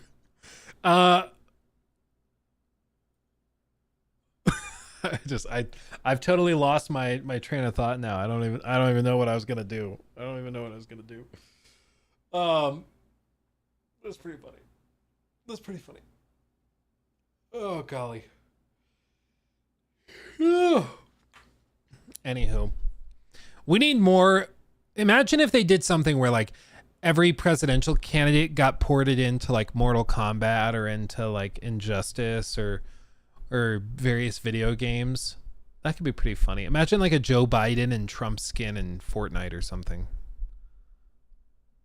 I guess maybe for optics that would be bad since their game's all about like, you know, killing people, but still I think it would do well.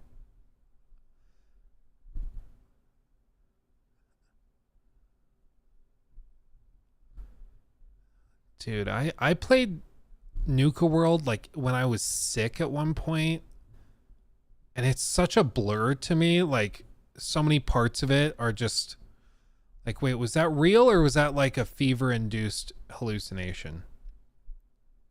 I should go back through it again. Just to see what it's like, you know? Just to see what it's like. It's been too long. Joe Biden and Fall Guys. Okay, that would be pretty funny. that would be pretty funny. I'll give you that one. Oh, man. Oh, they actually dropped a trailer for the controller.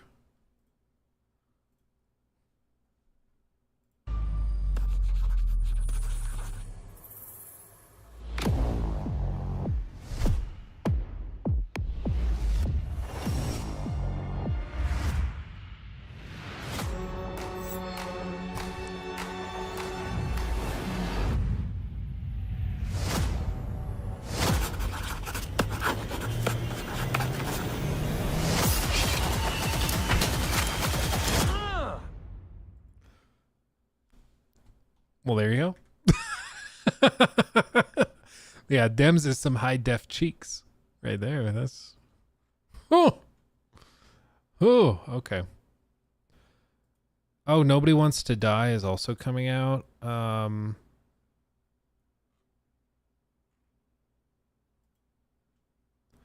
haven't really kept up on this game either. Does anyone know anything about this game? Nobody Wants to Die. I've seen like occasional trailers pop up for it. Symptoms and the memories. I'm 120 years old, and I don't have any strength left to keep recalling the past. You're a goddamn departmental legend. Legend, huh? More like cautionary tale. I need access. Do you think I don't know why the chief put you on restricted duty? No doubt about it, this case smells worse than a 2-week-old corpse in a storm drain. Can I ask you something personal? Do you believe in life after death? Well, apparently in the past, people used to ask stuff like that all the time. Because the average lifespan was less than 100 years. And now, can we believe in anything beyond this? What if you could choose the bank or death?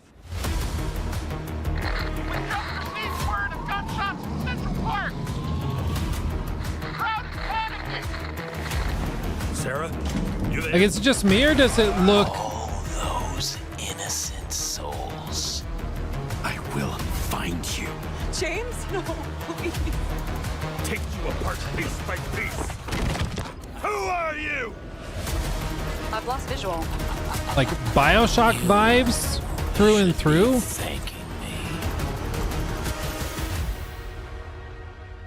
And they say it's out now. Like they did no promotion of this as far as I'm aware. And it's like there's no reviews out anywhere, even though it's pretty sure it's released. Nobody Wants to Die on Steam. Like it just released and no, like they didn't do any promotion at all. It's a detective noir FPS game tried for 1 hour. While some bits are fun, the control mechanics are quite convoluted and tedious. They drag down a length of point. I just didn't want to do that so much like the case board in Alan Wake 2, Brainiac segments in Cyberpunk. Okay. So far, really good walking simulator, really nice story. Just the gameplay is a bit too hand-holdy. Half an hour in, it's really nice and intriguing story. No optimization. So maybe it's performance related. I don't know. But some people seem to like it. I kind of want to try it. Because it looks really good. It's just there's no promotion. And there's been no... Yeah, oops, I just closed a window accidentally. There's been like no promotion for it. And no like reviewers have gotten it. Nothing like that. Which is a little... It's a little weird. Only one review. Yeah, it just launched today. And it's a $25 game. So my guess would be that it's really short. That would be my guess. Because a lot of, like nowadays, if your game is short, people just freak out about it. So they might not want to bother with it if the game is short. They're like, why would we bother with reviews if people are just going to complain about it being short, even though it's $25, you know? Yeah, I'll download it now. It's under 5 hours. Yeah. I mean, it's with all this stuff, like if you're going to be a short game, okay. I just expect it to one, be cheaper, and I expect production value to be very high.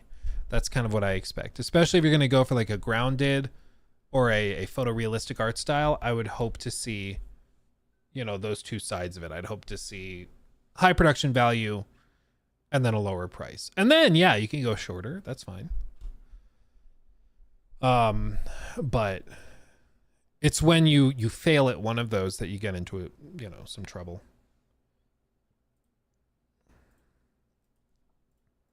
But I'll boot it up. What happened to the Twitch streams? The Twitch streams, I'm currently trying to figure out if there's an alternative to Restream.io, because Restream started taking a nosedive in terms of consistency. Every time I try to do a co-stream, it would just start dropping frames like crazy. We'd be streaming at 60 frames, but it would only be sending through to Twitch and YouTube like 20 frames. Just really weird, like performance issues. So I'm hoping that they can get it figured out, or there's an alternative. So I'm investigating it. I'm trying to figure it out.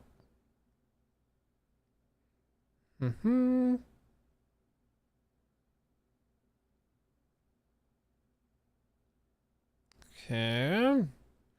Almost done. Almost done.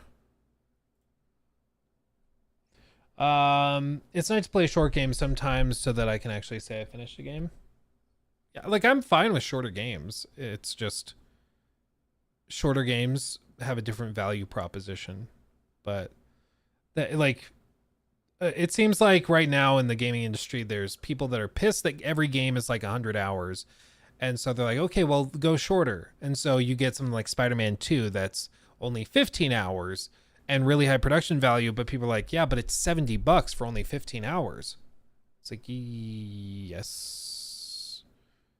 So then it's like, okay, well, you got to meet somewhere in the middle. So it seems like people, if you're going to pay $70, naturally expect a lot of game for that price. But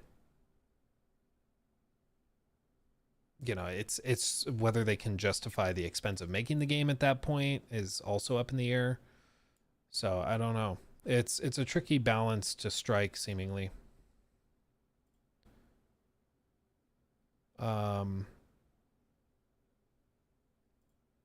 Okay, let's see if there's any.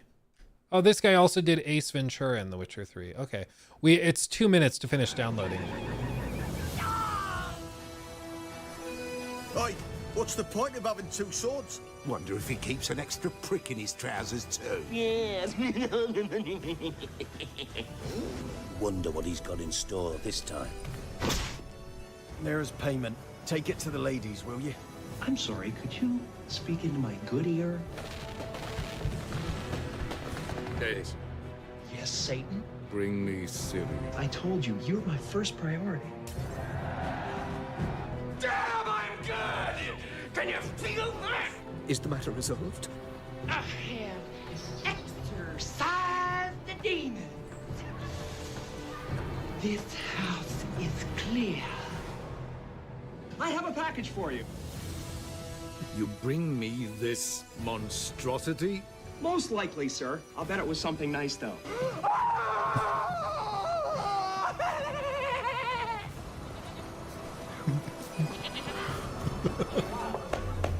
Alrighty then. You should have come with my daughter. Oh, yeah, the bitch. Hyperactive, lost in Highland Park area. She was half dead when I found her. A stallion, a thoroughbred MILF guardian, awaits you in the stables. Super. Take care now. Bye-bye then.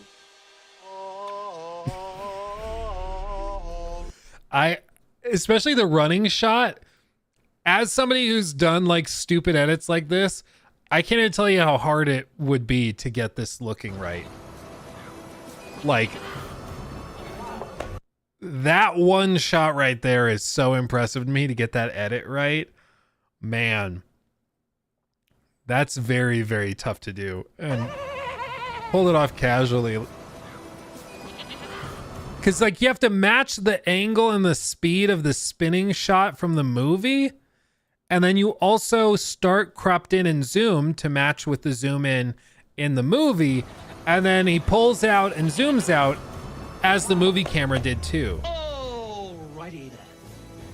Like, it's very, very tough to do that. That's, wow. I'm impressed. Kurt, thank you for that super chat. Hey, finally got to catch your stream. You're a hidden gem of YouTube. Keep up the good work. Thank you, my friend. Appreciate you. AI tracking software. I mean, After Effects will do it, but that looked to me like he just did it by hand. Because honestly, that's probably easier to do. It's probably easier to just eyeball it and then try to fix it up in post as best you can. Jesse Pinkman in Kingdom Come is funny too. Oh, he did that one too. Oh man. Oh, Leslie Nielsen in Hogwarts. Oh man, there's so many good ones. Okay, well here we are in that game. Let's see what it actually looks like. Then we'll do the podcast. Okay.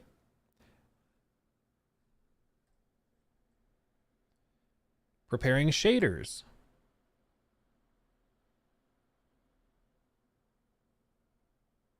Okay.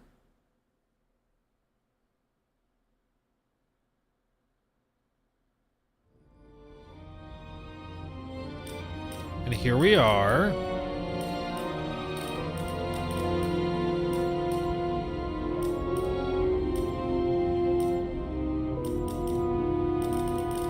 Epic, epic, epic. Hi, hi, hi.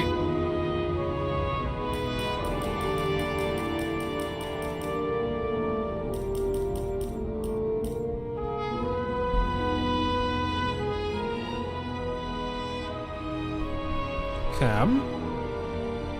I mean, let's see.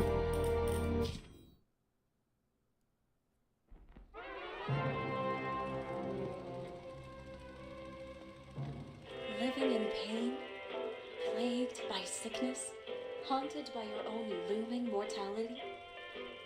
Not anymore. Now there's Acolyte, a technological miracle that lets us transfer consciousness from one body to another. That's right, humanity's wildest dream has been fulfilled. The dream of immortality. Now, when sickness or old age starts dragging you down, you can bid on a brand new body at your local government auction house. Give yourself and your loved ones a new lease on life. And don't forget, the body subscription service is mandatory for all citizens 21 and older. So protect your investment. Always avoid illicit substances. Never skip any mandated shell inspections. And prioritize your well-being, physical, psychological, and especially financial. Any lapsed subscription payments will result in your body being submitted to a bailiff auction. And remember, any and all violations will be prosecuted by the Department of Mortality. Dude. Don't you already know who the murderer is? That's not the point. And at least tell me what's going on.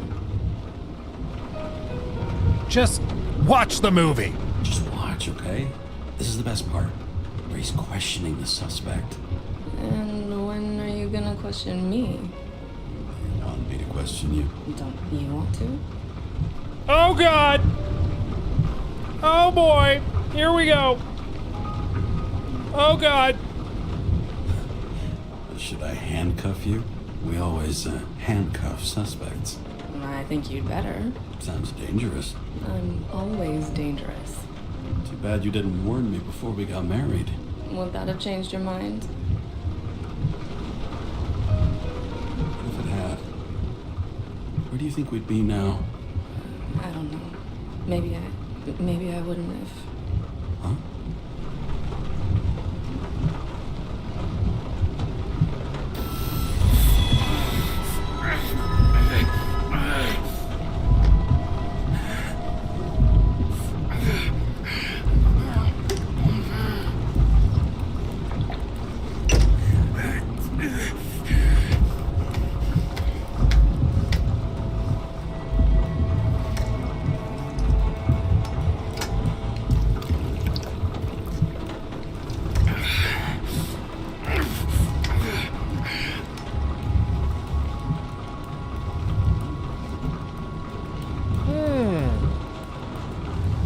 All units, code 305. Prohibition violation at intersection of Breaking news.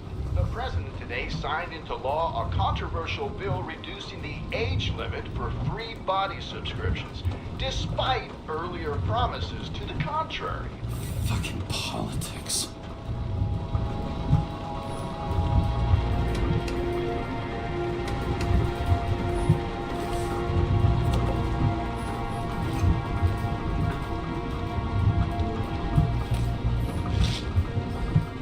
Ambrosia. It used to give a bigger kick. They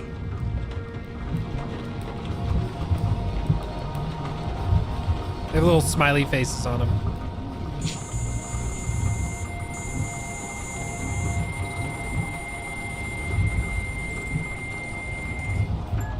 Kara, how you feeling?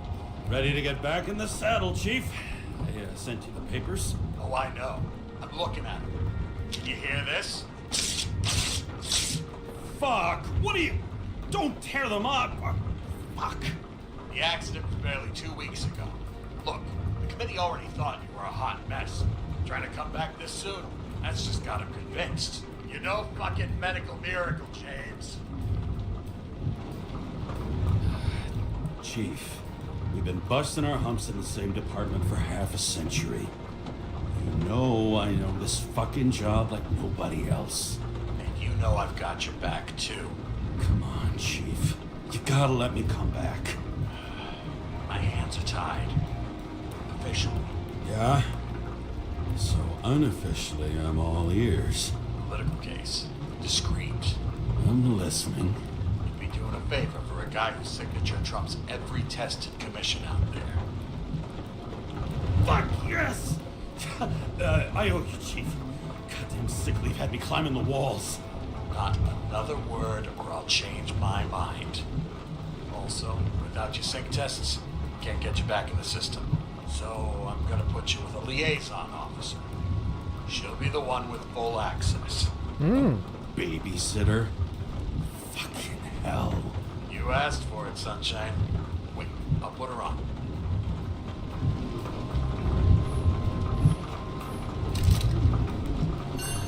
Sullivan. Saved my ass more than once.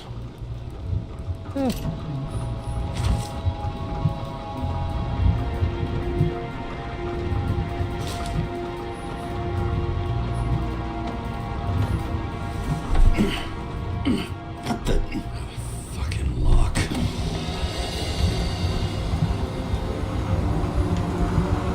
Golly. Paths for the brave new world.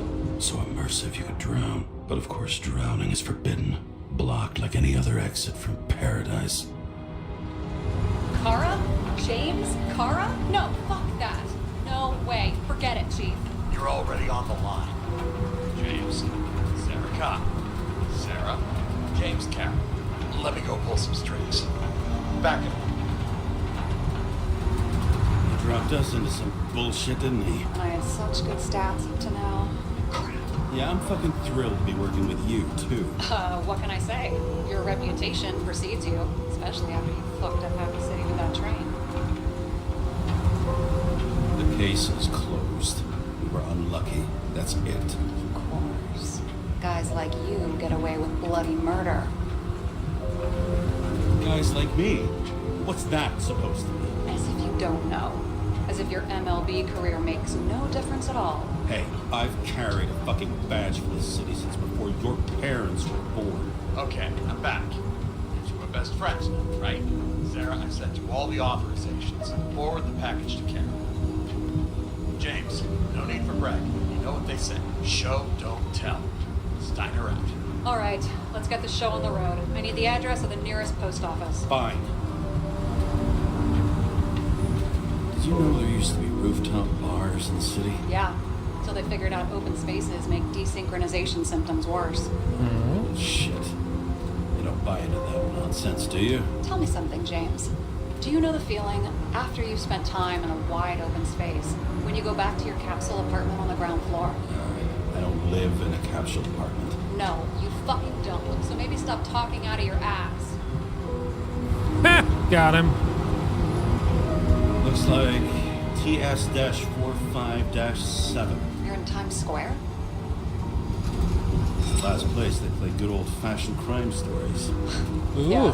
decision Like affects the watching story. other cops used to do it? Detectives, not cops. Big difference. I'll take your word for it. Okay, movie buff. Go for the package. Platform 53D, Terminal 3. Cab.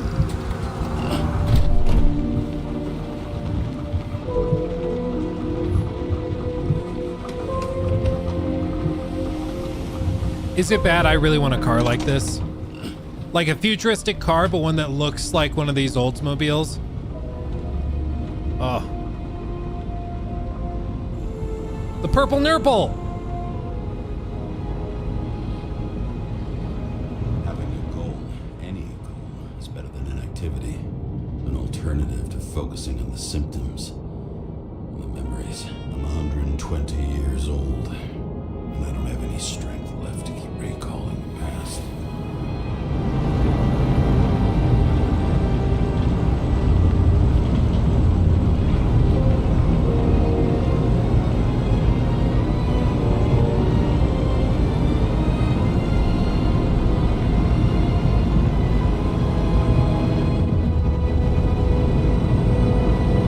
I will say the ambiance is on point.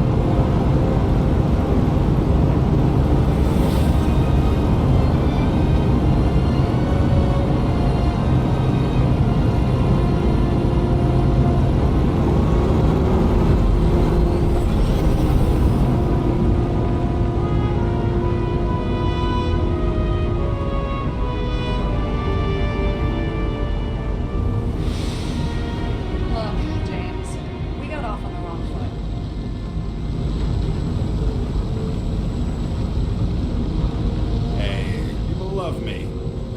So it is. I want you to understand, I'm in the home stretch for a fat promotion. I've been working my ass off, so I can't afford any mistakes right now. And, you know, you're sort of notorious for unconventional methods.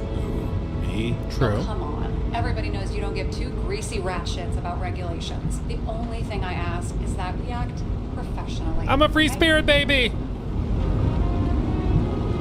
Sorry, can't hear you over all the noise. Great.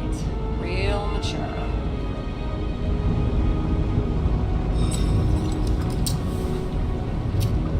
Take another shot of whiskey. 5 o'clock somewhere.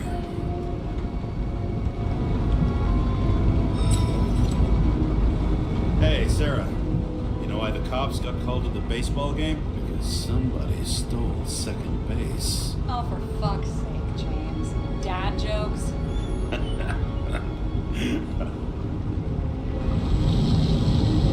There we go.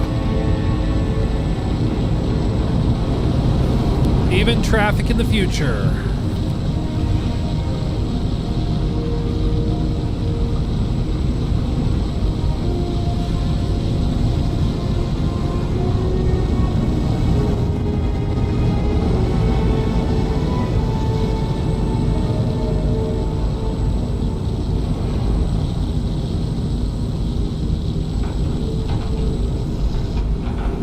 Oh, baby.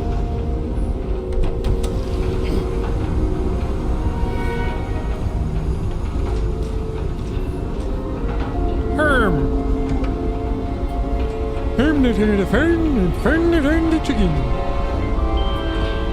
Need a new body? Who doesn't? Auctions every Friday. Full name. Full name and shipping code. James Cara 77112P. Police shipment. Additional verification required. Enter badge number. 984. No authorization. Shit. Sarah, I need access. Oh, right. Enter my number. 116739. Thanks. 116739. Thank you. The package is on its way. We hope you enjoy it. Me too.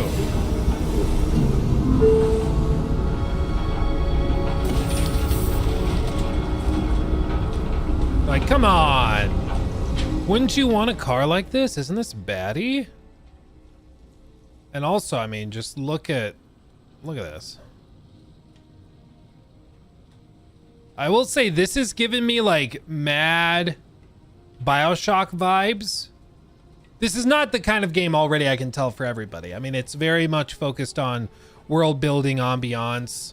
It's very slow moving, like methodical.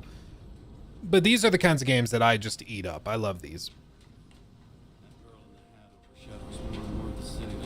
Sorry? The one from the body auction app? I haven't seen it. How did you not see it? It's on every goddamn corner. Yeah. I don't know, man. I'm kind of impressed. Why is it locked at 60? Because I have VSync on, so we don't have screen tearing in the capture. Because I know that's frustrated some people. I'm gonna play this. I think this is what I'm playing tonight. And if you're curious, it's called Nobody Wants to Die. Just came out today. It's got like no reviews posted anywhere. It's got like it's kind of a sleeper right now. It might end up being really good, but like nobody's played it because there weren't any previews, there weren't any reviews or anything, so we just genuinely don't know how it is. But it just kind of came out of nowhere. So I'm going to check that out myself because I'm generally pretty impressed with that first 10-15 minutes. So yeah, check it out if you're interested. It's also on sale immediately, so it's already 10% off, and it might just be one of those games that, yeah, it's the first game from the studio and everything, so it might just be one of those games that they're experimenting with like very light marketing on. They might just be trying, hey, what if we just drop this and see if people eat it up? I expect it's going to be really short, but there's like narrative consequence, stuff like that they're doing, so who knows? Interesting. Is it on Game Pass? No idea. No idea. Like I said, it just dropped out of nowhere. So, Yeah. Very interesting. Very, very interesting. Okay, well, what we're gonna do, fam, is we've got Joe Raptor doing the podcast with us in like 15-20 minutes. So I'm gonna end this event, and then we're going to be creating a secondary event that you'll see on Luke Stevens Live for the podcast. We'll stream that. Have a great time talking about games with the one and only Joe Raptor. It's gonna be sick. So I will see you guys momentarily for that. Get up, stretch your legs, go grab a coffee or a snack or lunch or whatever, and we'll be back soon. Okay, much love. I'll talk to you very, very soon. Bye bye. See you in a second.